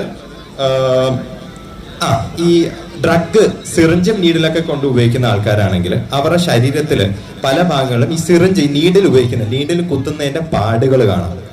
പിന്നെ ചുണ്ട്, പല്ല്, കണ്ണിന്റെ താഴെയെല്ലാം നിറവ്യത്യാസം, പിന്നെ മറവി, നെഞ്ചെടുപ്പ്, ഇതൊക്കെയാണ് ആകെ കാണുന്ന ലക്ഷണങ്ങളായിട്ടുള്ളത്. അതെ. അപ്പോൾ വളരെയധികം ഒരു മനുഷ്യന്റെ മാനസികവും ശാരീരികവുമായ വിഷയങ്ങളിൽ തന്നെ ഒരു അപകടം ഉണ്ടാക്കുന്ന വലിയൊരു വിപത്ത് എന്നൊരു ഇതിലേക്ക് നമ്മുടെ ഈ ഒരു ചർച്ച എത്തി നിൽക്കുന്നു. അപ്പൊ ഇതിനൊരു പരിഹാര മാർഗം അതാണ് ഇനി ജനങ്ങൾ തേടുന്നത്, ഈ ഒരു പാനലിൽ നിന്ന് ആളുകൾ ആഗ്രഹിക്കുന്നതാണ്. അപ്പൊ അതിലെ ഒരു ഭൗതികപരമായ പരിഹാര മാർഗങ്ങൾ ഇവിടെ പറഞ്ഞു കഴിഞ്ഞു. പല നമ്മുടെ ബഹുമാന ജഡ്ജി അത് പറഞ്ഞു കഴിഞ്ഞു, എക്സൈസ് ഓഫീസർ പറഞ്ഞു കഴിഞ്ഞു, അധ്യാപകൻ ആ വിഷയത്തിൽ പറഞ്ഞു കഴിഞ്ഞു. അപ്പൊ നമ്മൾ ഭൗതികപരമായി ശ്രദ്ധിക്കേണ്ട കാര്യങ്ങളൊക്കെ ഇവിടെ പറഞ്ഞു കഴിഞ്ഞു. എന്നാലും മനുഷ്യൻ ദാഹിക്കുന്ന മനുഷ്യന്റെ മാനസിക ദാഹത്തിന് ഒരൊറ്റ പരിഹാരമേ നമുക്കിതിന് പറയാനുണ്ടു എന്നാണ് നമുക്ക് മനസ്സിലാക്കാൻ പറ്റുന്നത്. അപ്പൊ അതിലേക്കാണ് ബഹുമാനായ ബാലുശ്ശേരിയെ ഈ വിഷയത്തിൽ സംസാരിക്കാൻ വേണ്ടി ക്ഷണിക്കാം. ധാർമ്മികമായ ഒരു പരിഹാരത്തിലേക്ക് ഡോക്ടറിനോട് ഒരു പ്രത്യേക നന്ദി ഈ ഒരു അവസരത്തിൽ. Thank you sir. ബിസ്മില്ലാഹിർ റഹ്മാനിർ റഹീം. ഒരുപാട് ബഹുമാനമുള്ള, സ്നേഹമുള്ള, നമുക്കൊക്കെ നന്മയുണ്ടാകണം എന്ന് ആഗ്രഹിക്കുന്ന പ്രിയപ്പെട്ട സഹോദരന്മാരെ, ഈ ശബ്ദം കേട്ടുകൊണ്ടിരിക്കുന്ന എല്ലാ വിഭാഗത്തിൽപ്പെട്ടിട്ടുള്ള മനുഷ്യൻ എന്ന നിലയിൽ അതിന് പരിധിയിൽ വരുന്ന എല്ലാവരെയും മനസ്സിലാക്കി തരുന്നതിന് വേണ്ടി ചില കാര്യങ്ങൾ സൂചിപ്പിക്കാം. ലോകത്ത് ഒരുപാട് പ്രത്യയശാസ്ത്രങ്ങൾ കടന്നു വന്നിട്ടുണ്ട്. മനുഷ്യനെ ഒരുപാട് നിരീക്ഷണങ്ങൾ നടത്തിയിട്ടുള്ള ദർശനങ്ങളും. ഇപ്പൊ നമുക്കറിയാം, സിഗ്മണ്ട് ഫ്രോയിഡ് മനുഷ്യനെ ഒരു ലൈംഗിക ജീവി എന്ന നിലയിൽ കാണുകയും ആ നിലക്ക് അദ്ദേഹം അതിനെ ട്രീറ്റ് ചെയ്യുകയും ചെയ്യുന്നു. ഒരു സാമ്പത്തിക ജീവി എന്ന നിലയിൽ കാർൽ മാക്സ് മനുഷ്യനെ വീക്ഷിക്കുന്നുണ്ട്. യഥാർത്ഥത്തിൽ ആത്മാവും ശരീരവും ഉൾക്കൊള്ളുന്ന ഒരു മനുഷ്യൻ, ആശ്ചര്യമത് വദ്യതദി തദൈവജന്യ ആശ്ചര്യമോ വന്യശ്നോതിമുഥായ. ഭഗവത്ഗീത 18 അധ്യായമുള്ള ഗീതയിൽ ആത്മാവിനെ കുറിച്ച് പറയുന്ന ഒരു കാര്യമാണ്. വിശുദ്ധ ഖുർആനാകട്ടെ 32 അധ്യായം 9 വചനത്തിൽ സുമ്മസവ്വാഹു വനഫഖ ഫീഹി മിർ റൂഹിഹി, ആത്മാവ് ഉദി എന്ന് പറയുന്നു മനുഷ്യനിലേക്ക്. ഈ ആത്മാവും ശരീരം മണ്ണോട് ചേരുന്നതാണ്, ആത്മാവ് മണ്ണോട് ചേരാത്തതാണ്. നമ്മളിപ്പോ ആത്മീയത, ആത്മീയത എന്നൊക്കെ പറയുന്ന കാര്യം, ചരിത്രത്തിന്റെ നിഴലിൽ ജീവിച്ച ഒരാളായിരുന്നു പ്രവാചക തിരുമേനി. ഞാൻ വളരെ സിമ്പിൾ ആയിട്ട് പറയാൻ ആഗ്രഹിക്കുകയാണ്. അദ്ദേഹം വന്ന കാലഘട്ടത്തെ നെഹ്റു വിളിക്കുന്നത്, അദ്ദേഹത്തിന്റെ ഗ്ലിംസസ് ഓഫ് വേൾഡ് ഹിസ്റ്ററിയിൽ ഡാർക്ക് ഏജ് എന്നാണ്. കോളനി വൽക്കരണത്തിന് വിധേയമാകാത്ത ഒരു നാട്. അപ്പൊ ആ നാട് പിന്നീട് 25 കൊല്ലം കൊണ്ട് അല്ലെങ്കിൽ 23 കൊല്ലം കൊണ്ട് ചരിത്രത്തിൽ തുല്യതയില്ലാത്ത സംസ്കാരത്തിന്റെ രാജ്യമായതിനെ കുറിച്ച് ഗാന്ധി, അതായത് നെഹ്റു പറയുന്നത് ആ ഖുർആൻ സൃഷ്ടിച്ച വിപ്ലവത്തെ കുറിച്ച് മിറാക്കിൾ ഓഫ് ദ മിറാക്കിൾ, അത്ഭുതങ്ങളുടെ അത്ഭുതം എന്ന് നെഹ്റു ആ പുസ്തകത്തിന്റെ 206 പേജ് മുതൽ ഉപന്യസിക്കുമ്പോൾ നെഹ്റു, പണ്ഡിറ്റ് ജവഹർലാൽ നെഹ്റു, നമ്മുടെ പ്രധാനമന്ത്രി അതിന് വിളിക്കുന്നുണ്ട്. ഗിബന്റെ ബുക്കിൽ പറയുന്നുണ്ട്, യൂറോപ്പിലെ കുത്തഴിഞ്ഞ ബെർബറുകളുടെ നെറികെട്ട ജീവിത കാലഘട്ടത്തിലാണ് ഭാഗ്യവശാൽ മുഹമ്മദ് നബി ജനിക്കുന്നത് എന്നാണ്. പ്രവാചകന്റെ ദൗത്യത്തെ കുറിച്ച് പറയുന്നിടത്ത് ഖുർആൻ 7 അധ്യായം 157 വചനത്തിൽ പറയുന്നത്, അല്ലദീന യത്തബിയൂന റസൂലൻ നബിയ്യൽ ഉമ്മിയ്യല്ലദീ യജിദൂനഹു മക്തൂബൻ ഇൻദഹും ഫി തൗറാത്തി വൽ ഇൻജീൽ യഅമുറുഹും ബിൽ മഅറൂഫി വയൻഹാഹും അനിൽ മുൻകർ വയുഹില്ലു ലഹുമുത് ത്വയ്യിബ വയുഹർരിമു അലൈഹിമുൽ ഖബായിസ. തൗറാത്തിലും ഇൻജീലിലും പൂർവ്വവേദങ്ങളിലും പേര് പറയപ്പെട്ട ഒരാളാണ് ഈ മുഹമ്മദ് നബി. ഏതസ്മിൻ നമ്പരെ മ്ലേച്ഛാചാര്യണ സമുന്നിത മുഹമ്മദ് ഇതിക്കാത ശിഷ്യശാഖ സമുന്നിതം ലിംഗച്ഛേദ ശിഖാഹീന. അങ്ങനെയാണ് കൃഷ്ണദ്വൈപായന വേദവ്യാസൻ ഭവിഷ്യൽ പുരാണത്ത് പറയുന്നത്. എന്തായിരുന്നു ഈ പ്രവാചകൻ ചെയ്ത ദൗത്യം?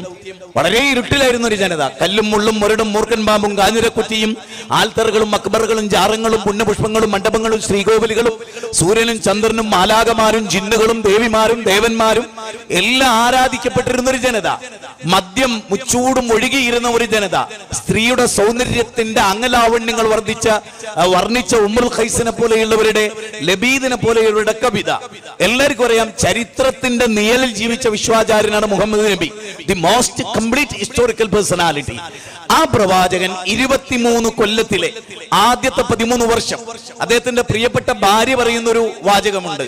പ്രവാചകൻ വന്നിട്ട് മദ്യപിക്കരുത് എന്നവരോട് പറഞ്ഞിരുന്നുവെങ്കിൽ അവർക്കൊരു മാറ്റം ഉണ്ടാവുമായിരുന്നില്ല. പ്രവാചകൻ ഒരു നിഷ്കരണം തള്ളിക്കളയുമായിരുന്നു. അതുപോലെ വ്യഭിചരിക്കരുതെന്ന് പറഞ്ഞാലും പ്രവാചകൻ അവർ തള്ളിക്കളയുമായിരുന്നു. ആദ്യം പ്രവാചകൻ ചെയ്തത് എന്താണ് ജീവിതം എന്ന് പഠിപ്പിച്ചു. അല്ലദീ ഖലഖൽ മൗത വൽ ഹയാത ലിയബ്ലുവകും അയ്യുക്കും അഹ്സനു അമല. 60-ാം അധ്യായം 2-ാമത്തെ വചനമാണ്. നിങ്ങൾക്ക് മരണവും ജീവിതവും സൃഷ്ടിച്ചത്, ആ ജീവിതത്തിന്റെയും മരണത്തിന്റെയും ഇടയിലുള്ള ജീവിതത്തെ ഏറ്റവും സുന്ദരമായ സത്കർമ്മങ്ങൾ. നേരത്തെ ജഡ്ജി സൂചിപ്പിച്ചുവല്ലോ, അപരന് ഉപദ്രവമില്ലാത്ത പ്രവാചകന്റെ വചനം, നീ ഒരാളാൽ ഉപദ്രവിക്കപ്പെടരുത്, നീ മറ്റൊരാളെ ഉപദ്രവിക്കുകയും അരുത്. എല്ലാവർക്കും എളുപ്പം നൽകേണ്ടവനാണ്. Man is a social animal എന്ന നിലയിൽ മനുഷ്യൻ ചെയ്യേണ്ടത്. അതുകൊണ്ട് പ്രവാചകൻ പഠിപ്പിച്ചു, നിങ്ങൾ സൃഷ്ടിച്ചൊരു ദൈവമുണ്ട്, ഈ മഹാപ്രപഞ്ചത്തിന്റെ നാഥനുണ്ട്.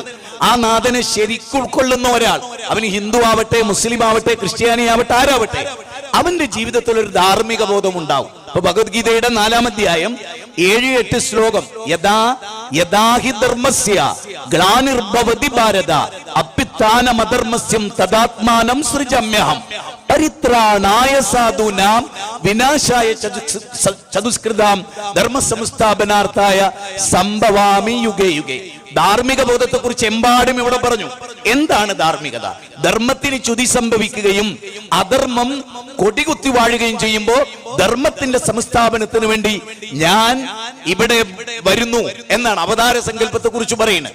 ഇവിടെയാണ് നമ്മൾ ചോദിക്കുന്നത്, ധർമ്മം ആര് നിശ്ചയിക്കും? അമേരിക്കക്കാരന്റെ ധർമ്മം നമുക്ക് ധർമ്മമല്ല, നമ്മുടെ ധർമ്മം അമേരിക്കക്കാരന് ധർമ്മമല്ല.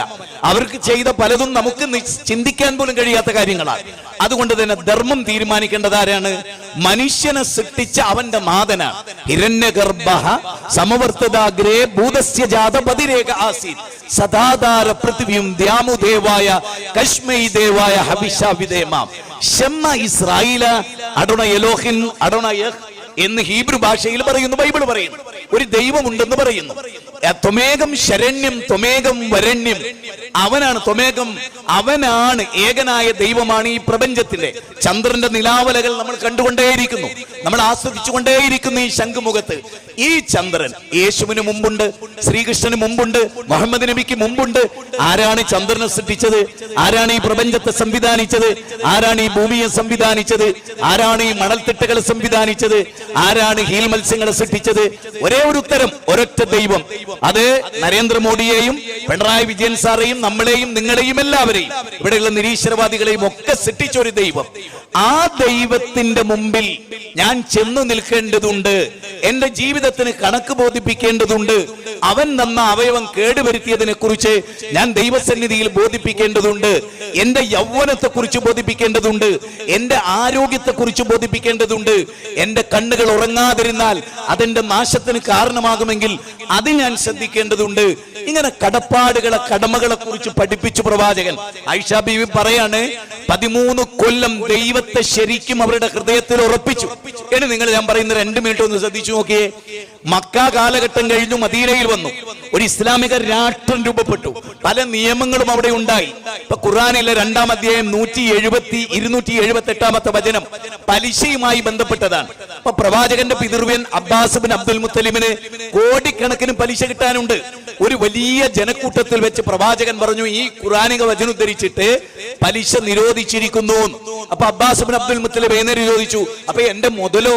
പലിശ നിരോധിച്ചു, ദൈവം നിരോധിച്ചു, എനിക്കത് അംഗീകരിക്കാം. കാരണം പടച്ചോൻ ആരാണെന്ന് എനിക്കറിയാം, എന്റെ ജീവിതം എന്താണെന്നറിയാം, ഞാൻ അവന്റെ മുമ്പിൽ കണക്ക് ബോധിപ്പിക്കണമെന്നറിയാം, ആരാന്റെ അവകാശങ്ങൾ ഞാൻ എടുത്താൽ അത് കുറ്റകരമാണെന്ന് എനിക്കറിയാം. പക്ഷെ എന്റെ മുതലോ? പ്രവാചകൻ പറഞ്ഞു, മുതൽ വാങ്ങിക്കോളൂ, പലിശ ഉപേക്ഷിച്ചോളൂ. അന്നാണ് ഇസ്ലാമിക ലോകത്ത് പലിശ ഇല്ലാതായത്. നോക്കൂ, വിശുദ്ധ ഖുർആൻ 5-ാം അധ്യായം 90-ാമത്തെ വചനം, യാ അയ്യുഹല്ലദീന ആമനു ഇന്നമൽ ഖംറു വൽ മൈസിർ. ഖംർ എന്ന് പറഞ്ഞാൽ ബുദ്ധിയെ മരവിപ്പിക്കുന്നതെന്നാ, ബുദ്ധി ഇല്ലാതാകുന്നതെന്നാ. ഞാൻ പറഞ്ഞുവല്ലോ, അമ്മയെയും പെങ്ങളെയും തിരിച്ചറിയാത്ത അവസ്ഥ. അപ്പൊ നിങ്ങൾ നോക്കൂ, ഇതിൽ നമുക്ക് കാണാൻ പറ്റുന്ന മനോഹരമായ ഒരു ക്ലിപ്പിൽ പെട്ടതാണ്. ഡോക്ടർമാർ ഇത് ഉപയോഗിക്കുന്നു, നഴ്സുമാർ ഇത് ഉപയോഗിക്കുന്നു. മെഡിക്കൽ കോളേജിൽ, കോഴിക്കോട് മെഡിക്കൽ കോളേജ് ഞങ്ങൾ കേന്ദ്രീകരിച്ച് പ്രവർത്തിക്കുന്ന ഒരു സ്ഥല, എത്രയോ ഡോക്ടേഴ്സ് ഇത് ഏറ്റവും കൂടുതൽ ആരോഗ്യത്തെ കുറിച്ച് കാഴ്ചപ്പാടുള്ള ഒരു വിഭാഗമാണ് ഡോക്ടേഴ്സ് ഉൾക്കൊള്ളുന്ന ഒരു സമൂഹം. പക്ഷെ അവരിൽ നല്ലൊരു ശതമാനം. എന്താ കാരണം? അവർക്കൊക്കെ അറിവുണ്ട്, ഇതുണ്ടാക്കുന്ന സൈഡ് എഫക്ട് അവർക്കറിയാം, ഇതുണ്ടാക്കുന്ന ആരോഗ്യ പ്രതിസന്ധികൾ അറിയാം, ഇത് കുടുംബത്തിൽ ഉണ്ടാക്കുന്ന ട്രാജഡികൾ അറിയാം, ഇത് രാഷ്ട്രത്തിനുണ്ടാക്കുന്ന നഷ്ടത്തെ പറ്റി അറിയാം. എന്നിട്ടും എന്തുകൊണ്ട് ഈ ചോദ്യത്തിന് ഉത്തരം എവിടെ കിട്ടും? അതാണ് നമ്മൾ അറിയാം. ഓണത്തിന് ഏറ്റവും കൂടുതൽ കള്ളൊഴുകുന്നു, ക്രിസ്മസിന് ചാലക്കുടിയിൽ ചാലിട്ട് കുടിക്കുന്നു, തിരൂരിൽ പെരുന്നാളിന് കള്ളു വിളമ്പുന്നു. താരതമ്യേന മുസ്ലിം സമുദായം കുറവാണ്. പക്ഷെ എന്തുകൊണ്ട് പ്രശ്നം പരിഹരിക്കാൻ നമ്മുടെ മുമ്പിലുള്ള മാർഗം? ഞങ്ങളൊക്കെ മദ്യപിക്കുന്നില്ല, മദ്യപിക്കാത്ത ആരോഗ്യം കേടരുന്ന് പറഞ്ഞിട്ടല്ല, പടച്ചോൻ പറഞ്ഞു വേണ്ട, നിനക്കത് നല്ലതല്ല, നിന്റെ ബുദ്ധിക്ക് അത് നല്ലതല്ല, നീ സമൂഹത്തിൽ ഏറ്റവും ആദരിക്കപ്പെട്ടവനാണ്, ഈ സമൂഹത്തെ കെട്ടിപ്പടുക്കേണ്ടവനാണ്, രാഷ്ട്ര നിർമ്മിതി നടത്തേണ്ടവനാണ്. അതുകൊണ്ട് തന്നെ നിന്റെ ബുദ്ധി നഷ്ടപ്പെടാൻ പാടില്ല. കൈകാലുകൾ നഷ്ടപ്പെടാം, ബുദ്ധി നഷ്ടപ്പെടരുത്. ബുദ്ധി നഷ്ടപ്പെട്ടാൽ ആരോഗ്യമുള്ളത് കൊണ്ട് കാര്യമല്ല. ബുദ്ധി ഒരാൾക്ക് നഷ്ടപ്പെട്ടു, സ്വയം തിരിച്ചറിവ് നഷ്ടപ്പെട്ടു, നല്ല മസിലുണ്ടായിട്ട് എന്താ കാര്യം? എന്നാൽ മസിലൊന്നുമില്ല, രണ്ട് കാലും കൈയും സ്വാധീനമില്ല. നല്ല ബുദ്ധി ഉണ്ടെങ്കിലോ? അതാണ് റാബിയ, അതാണ് ഞാൻ നേരത്തെ പറഞ്ഞ ശാസ്ത്രകാരൻ സ്റ്റീഫൻ ഹോക്കിംഗ്, അവരൊക്കെ തന്നെ. അതുകൊണ്ട് ബുദ്ധിയെ നശിപ്പിക്കുന്നതാണ് ഈ പറഞ്ഞ മയക്കുമരുന്നുകളെല്ലാം. അത് എല്ലാ കെട്ടുറപ്പും നശിപ്പിക്കുന്നതാണ്. അതുകൊണ്ട് നിങ്ങൾ നോക്കൂ, പ്രവാചകൻ ഈ ഖുർആൻ ഇറങ്ങിയിട്ട് ഒരു ചോദ്യം ചോദിച്ചു, ഫഹൽ അൻതും മുൻതഹൂൻ, നിങ്ങൾക്ക് മദ്യത്തിൽ നിന്ന് വിരമിക്കാറായില്ലേ? അപ്പോ പ്രവാചകന്റെ അനുചരന്മാർ ശരിക്കും ഭയപ്പെടുകയും വേദഗ്രന്ഥം അവർക്ക് വിലക്കേർപ്പെടുത്തി. അപ്പൊ ഇൻതഹൈനാ യാ റസൂലല്ലാഹ്, ഞങ്ങൾ ഉപേക്ഷിച്ചിരിക്കുന്നു. ആ കള്ളുഷാപ്പിൽ നിന്ന് മദ്യപിച്ചിരുന്നവർ വായിലേക്ക് കൈയിട്ടത് ഛർദിച്ചു. ഡ്രസ്സിൽ എവിടെയെങ്കിലും കള്ളായിട്ടുണ്ടെങ്കിൽ ആ ഭാഗം അവർ കട്ട് ചെയ്തു. കള്ളിന്റെ ചഷകങ്ങൾ തല്ലി ഉടച്ചു. പിന്നീട് ജീവിതത്തിൽ ഒരിക്കലും ഒരു മദ്യത്തിലേക്ക് തിരിഞ്ഞു നോക്കിയില്ല.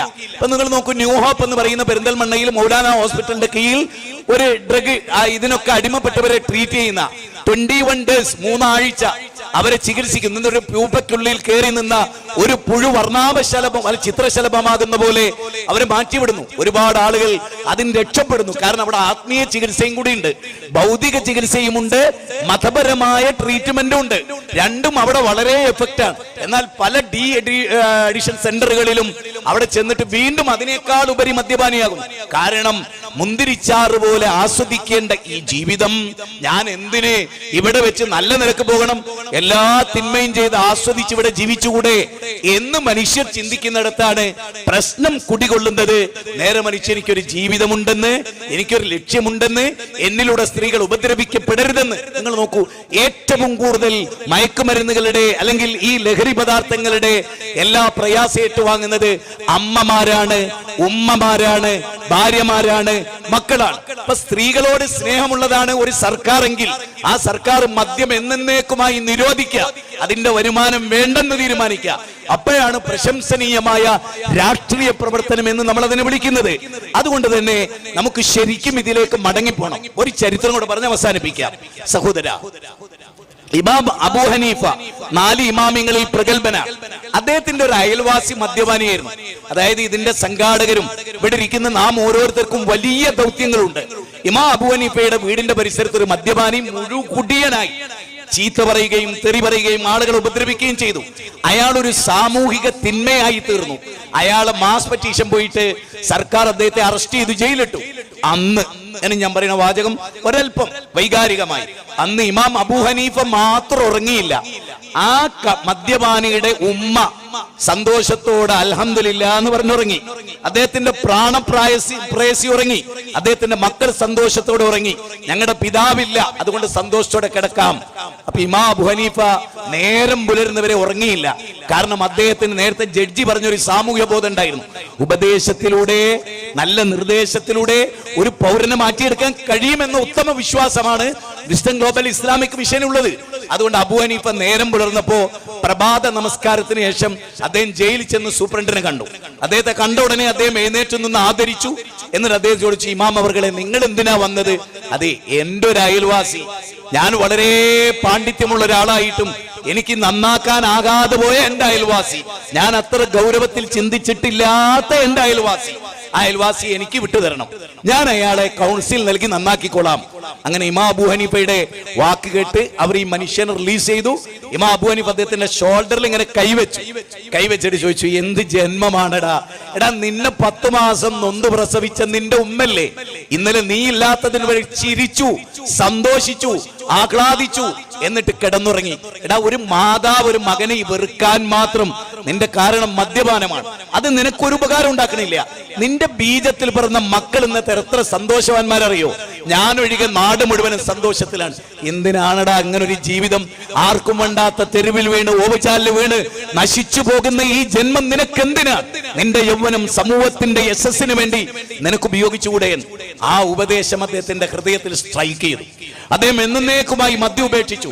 ഇമാം അബൂ ഹനീഫയുടെ സദസ്സിലെ ഏറ്റവും വലിയ വിദ്യാർത്ഥിയായി തീർന്നു. പിന്നെ ലോകത്ത് അറിയപ്പെട്ട പണ്ഡിതനായി മാറി. ഈ സദസ്സിൽ, ഈ ശംഖുമുഖത്ത് ഞാൻ അനേക തവണ പ്രസംഗിച്ച ഒരാളാ സഹോദര. ഈ ശംഖുമുഖത്ത് ഇന്നത് കേട്ടവർ ഭാഗ്യവാന്മാരാണ്. നിങ്ങൾ നിങ്ങളുടെ വീടുകളിലേക്ക് മടങ്ങുക. നിങ്ങൾ അധ്യാപകരാണെങ്കിൽ നിങ്ങൾ നാളെ സ്കൂളിലേക്ക് മടങ്ങുക. നിങ്ങൾ പോലീസുകാരാണെങ്കിൽ നിങ്ങൾ നാളെ പോലീസ് സ്റ്റേഷനിലേക്ക് മടങ്ങുക. നിങ്ങളൊരു കടക്കാരനാണെങ്കിൽ നിങ്ങൾ നിങ്ങളുടെ കടയിലേക്ക് വെക്കുക. അവിടെ വെച്ച് നിങ്ങൾ കഞ്ചാവ് വിൽക്കുന്നുണ്ടോ? താൽക്കാലികമായ പണം നിങ്ങൾക്ക് കിട്ടുന്നുവെങ്കിലും വളർന്നു വരേണ്ട ഒരു പൗരനെയാണ് നിങ്ങൾ തകർത്ത് കളയുന്നത്. ഈ രാജ്യത്തിന്റെ ഭാവി വാഗ്ദാനങ്ങളെയാണ് നിങ്ങൾ തകർത്ത് കളയുന്നത്. ടർഫിന്റെ പരിസരത്ത് നിന്ന് നിങ്ങൾ മദ്യം വിളമ്പുന്നുവെങ്കിൽ, നിങ്ങൾ കഞ്ചാവ് നൽകുന്നുവെങ്കിൽ, നിങ്ങൾ സിന്തറ്റിക് ലഹരി നൽകുന്നുവെങ്കിൽ ഒരു രാഷ്ട്രത്തോടാണ് നിങ്ങൾ അതിക്രമം കാണിക്കുന്നത്. സുഗതകുമാരി ടീച്ചർ എഴുതിയ സ്നേഹപൂർവ്വം അമ്മ എന്ന ലേഖനത്തിലെ ഒരു ഭാഗം കൂടി പറഞ്ഞ് ഞാൻ അവസാനിപ്പിക്കാം. സുഗതകുമാരി ടീച്ചർ സ്നേഹപൂർവ്വം അമ്മ എന്ന് പറഞ്ഞ് ബോംബെയിൽ പഠിക്കുന്ന മകനെ എഴുതുന്നൊരു കത്താണ്. ആ കത്തിൽ പറയുന്നുണ്ട്, മോനെ, ബോംബെ എന്ന ഏറ്റവും വൃത്തികെട്ട ഒരു നഗരത്തിലാണ് നീ. എത്ര വൃത്തികേടുണ്ടായാലും മോനെ, ചളിക്കുണ്ടിലാണല്ലോ, ചാണകക്കുണ്ടിലാണല്ലോ താമര വളരുന്നത്. മോനെ, നീ രാജ്യത്തെ ഉയർന്ന അഭിമാനത്തോടെ, ഉയർന്ന ശിരസോടെ ജീവിതത്തിൽ ഒരു തിന്മക്ക് നേരെയും ചെല്ലാതെ ആ തിന്മയിലേക്ക് എന്നെ നിങ്ങൾക്ക് കൊണ്ടുപോകാൻ കഴിയില്ല എന്ന ബോധ്യത്തോടെ നീ അഭിമാനത്തോടെ നിലനിൽക്കണം. കോൺഗ്രസിന്റെ നേരത്തെ പറഞ്ഞ പ്രതിനിധി പറഞ്ഞ വളരെ മനോഹരമായ ഒരു കാര്യം എന്താണ്? ഏത് കൂട്ടുകെട്ടിനോടും നോ പറയാൻ. നല്ല സുഹൃത്ത് എന്ന് പറഞ്ഞ ആരാ? തന്നെ നന്മയിലേക്ക് നയിക്കുന്നവനാണ്, തിന്മയിൽ നിന്ന് രക്ഷപ്പെടുത്തുന്നവനാണ്. ഇത് അപകടമാണ്, പാടില്ലെന്ന് പറയുന്നവനാണ്. നാളെ മരണാനന്തര ജീവിതത്തിൽ ദൈവസന്നിധിയിൽ ഒരു വിലാപമുണ്ട്. അത് പറഞ്ഞുകൊണ്ട് അവസാനിപ്പിക്കാം. ആ വിലാപം ഇങ്ങനെയാണ്, ഖുർആന്റെ 25-ാം അധ്യായം 28-ാമത്തെ വാചകമാണ്. എനിക്ക് കുറെ വൃത്തികെട്ട കൂട്ടുകാരുണ്ടായിരുന്നു. വൃത്തികെട്ട് കൂട്ടുകെട്ട് വലിയ ദുരന്തമാണ്. നമ്മുടെ പണം, നമ്മുടെ മാതാപിതാക്കൾ, നമ്മുടെ ബന്ധം, നമ്മുടെ എല്ലാവിധ സമ്പാദ്യം, നമ്മുടെ ഭാവി പഠനം, രാഷ്ട്രത്തിൽ പൗരന്മാരാകേണ്ടത് എല്ലാം തടയപ്പെടുന്ന നീചമായ കൂട്ടുകെട്ടുകളെ അവസാനിപ്പിച്ച് നമ്മുടെ ഏറ്റവും പ്രിയപ്പെട്ട കൂട്ടുകാരൻ അച്ഛനാകണം, അമ്മയാകണം, നമ്മുടെ ഉപ്പയാകണം, നമ്മുടെ ഉമ്മയാകണം. അവർ പകർന്നിരുന്ന മൂല്യമാകണം, അധ്യാപകർ പകർന്നിരുന്ന മൂല്യമാകണം. എനിക്ക് അങ്ങനെ വളരണം, ഞാൻ ഇതര ജീവജാലങ്ങളെ പോലെ അല്ല എന്ന ചിന്തയും ബുദ്ധിയും ഏതൊരാൾക്കും ഉണ്ടാകണം. അതാണ് യഥാർത്ഥത്തിൽ ഈ ചർച്ചയിലൂടെ വിസ്ഡം ഇസ്ലാമിക് ഓർഗനൈസേഷൻ ഉദ്ദേശിക്കുന്നത്. ഒരു കാര്യം കൂടെ പറയാം. നിങ്ങൾ കാണുന്നുണ്ടാകും, ഇവിടെ ഈ കേരളത്തിലുടനീളം ഫാമിലി കോൺഫറൻസ് നടന്നു. എല്ലാ ജില്ലകളിലും. ഏറ്റവും ഒടുവിൽ നമ്മുടെ തലസ്ഥാന നഗരിയിലാണ്. അതിന്റെ പ്രൗഢമായ സമാപനം ഇൻഷാ അല്ലാഹ് പുത്തരിക്കണ്ടം മൈതാനത്താണ്. അത് 23-ക്കാണ്, ഫെബ്രുവരി 23 ഞായറാഴ്ചയാണ്. വൈകുന്നേരം 4 മണിയോടെ ആരംഭിക്കുന്ന വലിയൊരു സമ്മേളനമാണ്. വിവിധ പണ്ഡിതന്മാരും രാഷ്ട്രീയ നായകന്മാരും ഒക്കെ പങ്കെടുക്കുന്ന നല്ലൊരു പ്രോഗ്രാം. ആ പ്രോഗ്രാമിലേക്ക് ആബാലവൃദ്ധൻ ജനങ്ങളെ, ബാന്ധവ മാനവ സർവേ സ്വദേശാഭുവനത്രയം, ലോകമാണ് തറവാട്, വസുദൈവ കുടുംബകം, ഒരച്ഛനമ്മമാർക്ക് പിറന്ന മക്കൾ, ഓർത്താൽ ഒരൊറ്റ തറവാട്ടുകാർ നാം, നാഥന്റെ മുറ്റത്ത് വിരിഞ്ഞു നിൽക്കും തന്മുന്തിരിക്കത്ത മനുഷ്യവർഗം. ഇവിടെയുള്ള ബാലനും സുരേന്ദ്രനും ജോർജും സാറാമയും മേലിയാമയും ഒക്കെ നമ്മളുടെ സഹോദരങ്ങളാണ്. അവരുടെ വേദന നമ്മുടെ വേദനയാണ്. കഞ്ചാവിനും മയക്കുമരുന്നിനും അടിമപ്പെട്ട മകൻ ആ കുടുംബത്തെ നശിപ്പിക്കുമ്പോ, അതിൽ ശൈഥില്യം വരുമ്പോ, ഒരു നല്ല കുടുംബം എന്ന ആ യൂണിറ്റാണ് അവസാനിക്കുന്നത്. ഒരു കെട്ടിടത്തിൽ നിന്ന് ഒരു ഇഷ്ടിക തെറിച്ചു പോകുന്ന പോലെ ഒരു വീട് നശിപ്പിക്കപ്പെടുക വഴി സുന്ദരമായ ഒരു രാഷ്ട്രസങ്കല്പത്തിന് വിള്ളലുണ്ടാക്കുകയാണ്. അരുത്.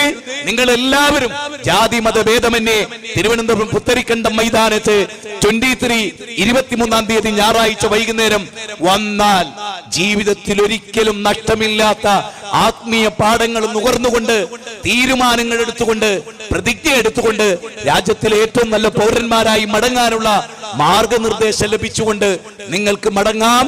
സർവശക്തൻ അനുഗ്രഹിക്കുമാറാകട്ടെ. വസല്ലല്ലാഹു വസല്ലമ അലാ നബിയിന മുഹമ്മദിൻ വആലിഹി വസഹ്ബിഹി അജ്മഈൻ വൽഹംദുലില്ലാഹി റബ്ബിൽ ആലമീൻ. അസ്സലാമു അലൈക്കും. പ്രിയമുള്ളവരെ, നമ്മുടെ ടോക്ക് ഷോ അതിൻ്റെ അവസാന ഘട്ടത്തിലേക്ക് പോവുകയാണ്. ലഹരിയിൽ നിന്നെങ്ങനെ സമൂഹത്തെ മാറ്റിയെടുക്കാം എന്നതിൻ്റെ പരിഹാരമാണ് ബഹുമാന്യനായ മുജാഹിദ് ബാലുശ്ശേരി ഇവിടെ പറഞ്ഞത്. മതത്തെ വീടിൻ്റെ ഗേറ്റിന് പുറത്തും വിദ്യാലയത്തിൻ്റെ കവാടത്തിന് പുറത്തും നിർത്തിയപ്പോൾ ഉണ്ടായ ദുരന്തപൂർണമായ ഒരു സാഹചര്യമാണ് ഇപ്പോൾ നമ്മൾ കണ്ടുകൊണ്ടിരിക്കുന്നത്. വിസ്ഡം ഇസ്ലാമിക് ഓർഗനൈസേഷനും അതിൻ്റെ യുവജന വിഭാഗമായ വിസ്ഡം യൂത്തും വിദ്യാർത്ഥി ഘടകവും ഇവിടെ നിർവഹിച്ചു കൊണ്ടിരിക്കുന്നത് മതത്തിലേക്ക് ആളുകളെ അടുപ്പിക്കുകയും അതിൻ്റെ ശാശ്വതമായ പരിഹാരം കണ്ടെത്തുക എന്ന ലക്ഷ്യത്തിലേക്കാണ്. എന്നാൽ ഒരു സൈഡിൽ നമ്മളെല്ലാവരും വളരെ ആകാംക്ഷയോടുകൂടി കണ്ടുകൊണ്ടിരിക്കുന്നതും കാതോർത്തുകൊണ്ടിരിക്കുന്നതുമായിട്ടുള്ള ചില ഇൻഫ്ലുവൻസേഴ്സ് ഉണ്ട്. ഓൺലൈൻ മീഡിയകളിലൂടെ മനുഷ്യരെ സ്വാധീനം ചെലുത്തിക്കൊണ്ടിരിക്കുന്നവർ. അവർ ശരിക്കും ആളുകളെ ക്ഷണിച്ചുകൊണ്ടിരിക്കുന്നത് ലിബറലിസത്തിലൂടെ അധാർമികമായ ജീവിതത്തിലേക്കാണ് എന്നുള്ളത് നമുക്ക് ബോധ്യം വരണം. അതുകൊണ്ട് തന്നെ ഇത്തരം കള്ളനാണയങ്ങളെ തിരിച്ചറിഞ്ഞുകൊണ്ട് അവർക്കെതിരെയുള്ള പ്രവർത്തനങ്ങളുമായി മുന്നോട്ട് പോകണം. വിസ്ഡം യൂത്ത് ഡയലോഗ് എന്ന പ്രോഗ്രാമിലൂടെ ഇത്തരം ആളുകളുടെ മുഖം മൂടി വലിച്ചു കീറുകയാണ്. നിരവധി ഡയലോഗിലൂടെ ഇവരുടെ ഇരട്ടത്താപ്പ് നയം, ഇവർ എന്താണ് ഇവരുടെ സംസാരങ്ങളിലൂടെ ഒളിപ്പിച്ചു വച്ചിരിക്കുന്നത്, അധാർമികമായ മൃഗങ്ങളെക്കാൾ അധപ്പതിച്ചു പോയ ഒരു സമൂഹത്തെ ഉണ്ടാക്കിയെടുക്കാനാണ് ഇവർ ശ്രമിച്ചു കൊണ്ടിരിക്കുന്നത്. അവരിലെ പ്രധാനിയായ ഒരാൾ പറയുന്ന ഒരു വീഡിയോയിലേക്ക് ഇനി നമുക്ക് പോകാം. കഞ്ചാവൊക്കെ ലീഗലൈസ് ചെയ്യേണ്ടതാണ്. എന്ത് കുഴപ്പമാണ്? വെറുതെ നമ്മൾ നോക്കി അതിന്റെ മുകളിലൊക്കെ ഉണ്ടാക്കിയിട്ടുള്ള ഭീകരമായ ചർച്ചകളും എല്ലാം ഇന്ന് അമേരിക്ക പോലുള്ള രാജ്യങ്ങളിൽ അവന്മാരാണ് ഇത് ആരംഭിച്ചത്. അവിടെ പകുതിയധികം സ്റ്റേറ്റുകൾ ഇന്ന് ഇത് വിൽക്കാൻ പറ്റും. കേക്ക് കഴിക്കും, സകലതാനും റിക്രിയേഷനായിട്ട് ഇത് കൊടുക്കുന്നിടത്തായി. ഇതിനു മുമ്പുള്ള സംസാരം നമ്മൾ ശ്രദ്ധിക്കേണ്ടതാണ്. സമയക്കുറവ് മൂലം അതിടാത്തതാണ്. ഇതിനു മുമ്പ് പറയുന്നത് എന്തൊരവസ്ഥയാണ്, എന്തൊരു ദുരന്തപൂർണമായ ഒരവസ്ഥയാണ്. സ്വാതന്ത്ര്യമില്ലായ്മയല്ലേ ഇവിടെ കണ്ടുകൊണ്ടിരിക്കുന്നത്. ഇവിടെ മനുഷ്യർ പ്രയാസപ്പെട്ടുകൊണ്ട് ജീവിച്ചുകൊണ്ടിരിക്കുകയാണ്. ആ മനുഷ്യരുടെ പ്രയാസങ്ങൾക്കുള്ള പരിഹാരമാണ് കഞ്ചാവിനെ ലീഗലൈസ് ചെയ്യുക എന്നുള്ളത് എന്ന് പറയുകയാണ്. എന്നിട്ട് ആ കഞ്ചാവിനെയും മയക്കുമരുന്നിനെയും ലീഗലൈസ് ചെയ്ത നിയമമനുസരിച്ച് പ്രവർത്തിക്കാമെന്ന് പറഞ്ഞ ഒരു രാജ്യത്തിന്റെ ഉദാഹരണം അമേരിക്കയെ എടുത്ത് അദ്ദേഹം പറയുകയാണ്. എന്നാൽ അമേരിക്ക കഞ്ചാവിനെയും മറ്റു മയക്കുമരുന്നുകളെയും അനുവദനീയമാക്കിയപ്പോൾ അമേരിക്കയ്ക്കുണ്ടായ മാറ്റം, ദുരന്തം, അധാർമികമായ അധപ്പതനം എന്താണ് എന്നുള്ളത് മറ്റൊരു വീഡിയോയിലൂടെ നിങ്ങൾക്ക് കാണാൻ കഴിയും.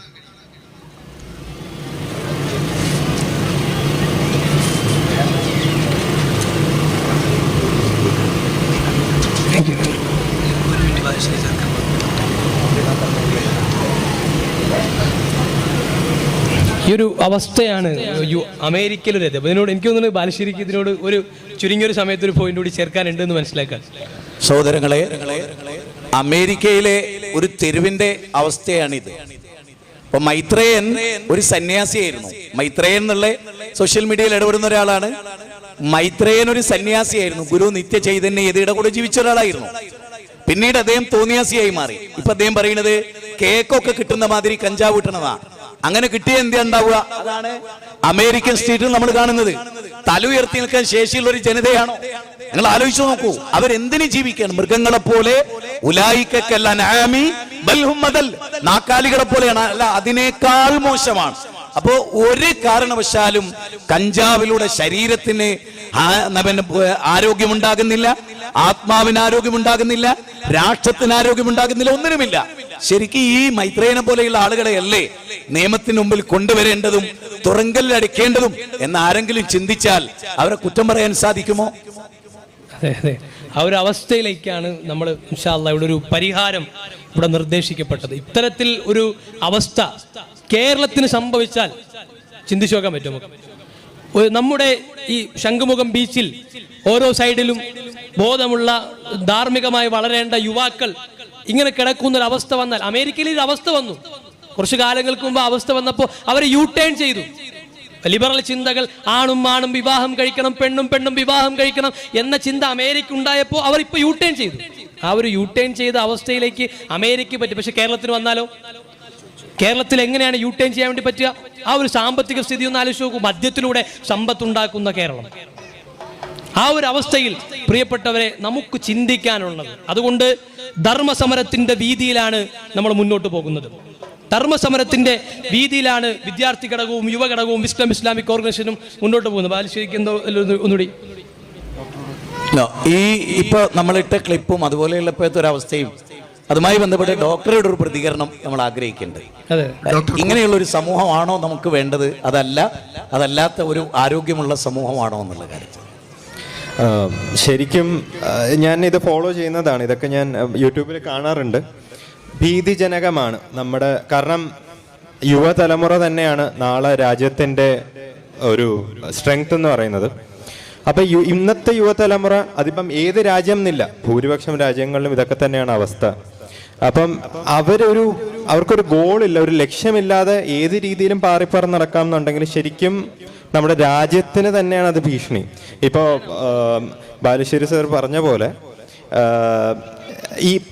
എന്ന് പറഞ്ഞാൽ ഇപ്പം ആൽക്കഹോൾ അത് ശരിക്കും ലീഗലാണ്. അത് ചെറിയൊരു അളവിൽ ഉപയോഗിക്കുകയാണെങ്കിൽ അത് കുഴപ്പമില്ല. ഒരു അളവിന് അപ്പുറമാവുകയാണെങ്കിലാണ് ശരിക്കും നമ്മൾ വണ്ടി ഓടിക്കുമ്പോൾ ഒരളവിൽ താഴെ ഉപയോഗിച്ചാൽ കുഴപ്പമില്ലെന്നാണ് ശരിക്കും, അത് ലീഗലാണ്. പക്ഷെ ഇൻലീഗൽ ഡ്രഗ്സ് ഉണ്ട്, അതൊക്കെ ഈ MDMA, LSD അങ്ങനെയുണ്ട്. നാളെ ഇതൊക്കെ ലീഗലാക്കുമെന്ന് നമുക്കറിയില്ല. കാരണം പല കാര്യങ്ങളും ഇന്ന് ലീഗലാക്കാനുള്ള പെറ്റീഷൻസ് നടക്കുകയാണ്.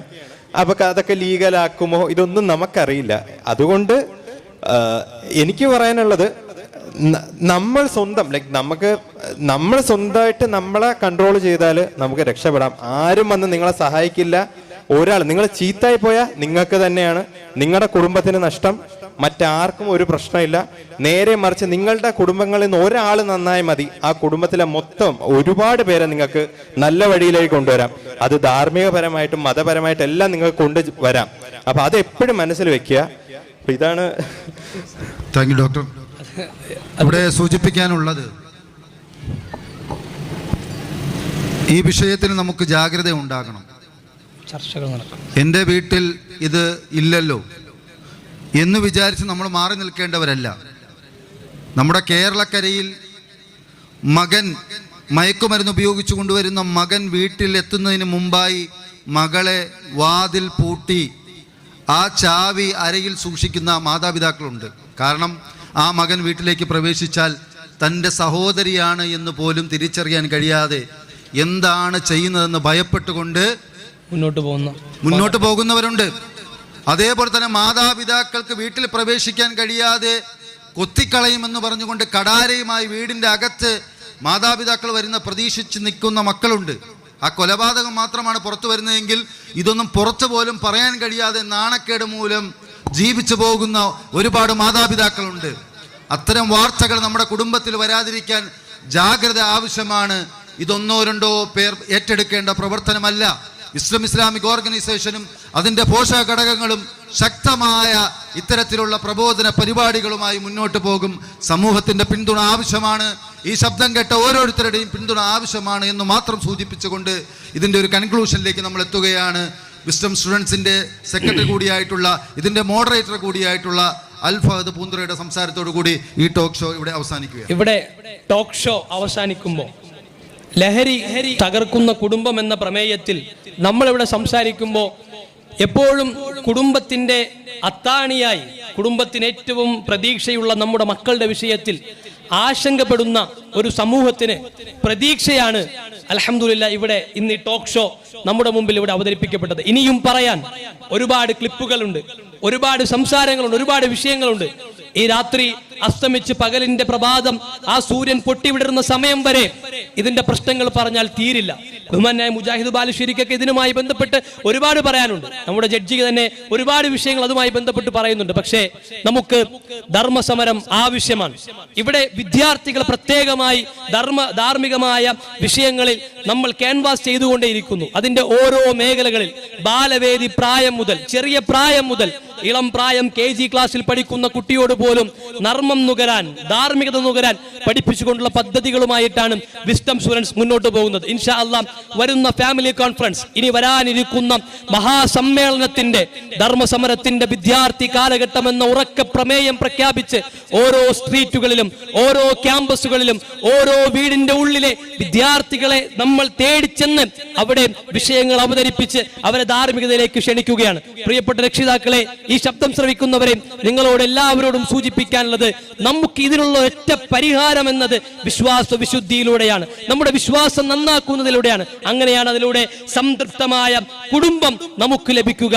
അതുകൊണ്ട് നമുക്ക് നന്നായി മുന്നോട്ട് പോകണം. ഇൻഷാ അല്ലാഹ് അതിന് ഈ രാത്രി ഇവിടെ സാക്ഷിയാകട്ടെ. ഈ രാത്രിയുടെ ഈ നിമിഷം, ഇവിടുത്തെ ഓരോ മണലാരണ്യവും നാളെ അള്ളാഹുവിന്റെ കോടതിയിൽ നമുക്ക് പറയാൻ വലിയൊരു സ്വാലിഹായ പ്രവർത്തനമാണ്. ഈ അധാർമികതയ്ക്കെതിരെ കണ്ണടച്ച് നിൽക്കാൻ ഒരു മുസ്ലിമിന് പറ്റുകയില്ല, ഒരു വിശ്വാസിക്ക് പറ്റുകയില്ല. മൻ റആ മിൻകും മുൻകറൻ ഫൽയുഗയ്യിറു ബിയദി. നീ ഒരു തിന്മ കണ്ടാൽ തടുക്കണമെന്ന് പഠിപ്പിച്ച ലോകത്തിന്റെ ഗുരുവര്യനായ സ്നേഹത്തിന്റെ കാവലായ ആ പ്രവാചകന്റെ അനുയായികളാണ് ഞങ്ങൾ. ആ പ്രവാചകനെ 6-ാം നൂറ്റാണ്ടിലെ വണ്ടി കയറാത്തൊരു മനുഷ്യരെന്ന് പറയുമ്പോൾ ഒരിക്കലും സഹിക്കാത്ത, പ്രവാചകന്റെ പേരിൽ ഒരു മോശമായ ഒരു വർത്തമാനം വന്നാൽ രോഷം വരുന്ന വിഭാഗമാണ് നമ്മൾ. നമുക്ക് പ്രവാചകന്റെ ധാർമ്മികത മാത്രമാണ് പറയാനുള്ളത്. പ്രവാചകന്റെ ധാർമ്മികത ഈ നാടിന് നന്മ മാത്രമേ സമ്മാനിച്ചിട്ടുള്ളൂ. പ്രവാചകന്റെ ജീവിത മാർഗം കുടുംബത്തിന്, മക്കൾക്ക്, ഭാര്യയ്ക്ക്, ഭർത്താവിന് എല്ലാം സംതൃപ്തമായ കുടുംബം മാത്രമാണ് കാഴ്ചവെച്ചിട്ടുള്ളത്. അതുകൊണ്ട് പ്രിയപ്പെട്ടവരെ, ഈ ടോക്ക് ഷോ ഇവിടെ ഇത് അവസാനിക്കുമ്പോ നമുക്ക് പരിഹാര മാർഗങ്ങൾ ഇനിയും തുറക്കുന്നു. സ്പോട്ട്ലൈറ്റ് എന്നറിയപ്പെടുന്ന വിസ്ഡം ഇസ്ലാമിക് ഓർഗനൈസേഷന്റെ സമകാലിക പ്രശ്നങ്ങൾ പരിഹരിക്കുന്ന, അതിലെ ആശയങ്ങൾ പറയുന്ന സംവിധാനം നമുക്കുണ്ട്. പീസ് റേഡിയോ എന്ന് പറയുന്ന എല്ലാ സംശയങ്ങളും, എല്ലാ വിഷയങ്ങളും, എല്ലാ അഡിക്ഷനും മാറ്റി മാനസികമായി മനുഷ്യന് സന്തോഷം നൽകുന്ന സംവിധാനം 24 മണിക്കൂറും പ്രവർത്തിച്ചു കൊണ്ടിരിക്കുന്നുണ്ട്. വിസ്ഡം ഇസ്ലാമിക് ഓർഗനൈസേഷന്റെ പല പോഷകങ്ങളും പല പദ്ധതികളുമായി മുന്നോട്ട് പോയിക്കൊണ്ടിരിക്കുന്നുണ്ട്.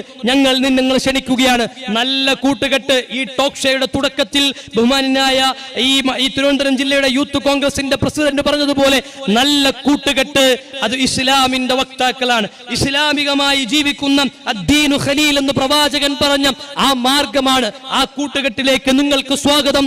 ധാർമ്മികമായ വിഷയത്തിൽ നമുക്ക് സംസാരിക്കാം, ധാർമ്മികമായി നമുക്ക് മുന്നോട്ട് പോകാം. അള്ളാഹു തൗഫീഖ് നൽകട്ടെ. ഇവിടെ നടന്ന എല്ലാ പാനലിസ്റ്റുകൾക്കും ഒറ്റവാക്കിൽ നന്ദി അറിയിക്കുകയാണ്. ബഹുമാന്യായ സബ് ജഡ്ജ് ഷംനാദ് സാറിന് നന്ദി അറിയിക്കുന്നു. അതുപോലെ തന്നെ ഹരികൃഷ്ണൻ SI അദ്ദേഹത്തിന് നന്ദി അറിയിക്കുന്നു. അതുപോലെ തന്നെ AV ഇന്ദുലാൽ സാർ, അതുപോലെ തന്നെ ഷജീർ നേമം, ബഹുമാനായ മുജാഹിദ് ബാലുശ്ശേരി, അതുപോലെ തന്നെ ജില്ലാ president Naseer Vallakkadavu, wisdom youth ഓർഗനൈസേഷന്റെ ജില്ലാ ഭാരവാഹിയായിട്ടുള്ള ജമീൽ പാലാങ്കുണം എന്ന് തുടങ്ങി ഇവിടെ സഹകരിച്ച, ഇത് കേട്ട, ഈ ഒരു ശബ്ദം ശ്രവിച്ച, ഈ പരിഹാര തുരുത്തിലേക്ക് ഈ ജനശ്രദ്ധ മുഴുവനും ഇവിടെ എത്തിപ്പെട്ട നിങ്ങളുടെ എല്ലാ ശ്രദ്ധയ്ക്കും ഹൃദയത്തിന്റെ ഭാഷയിൽ അകമഴിഞ്ഞ നന്ദി സൂചിപ്പിച്ചതുകൊണ്ട് ഈ ഒരു ടോക്ക് ഷോ ഇവിടെ അവസാനിക്കുന്നത് ഇങ്ങനെ തുടരുകയാണ്.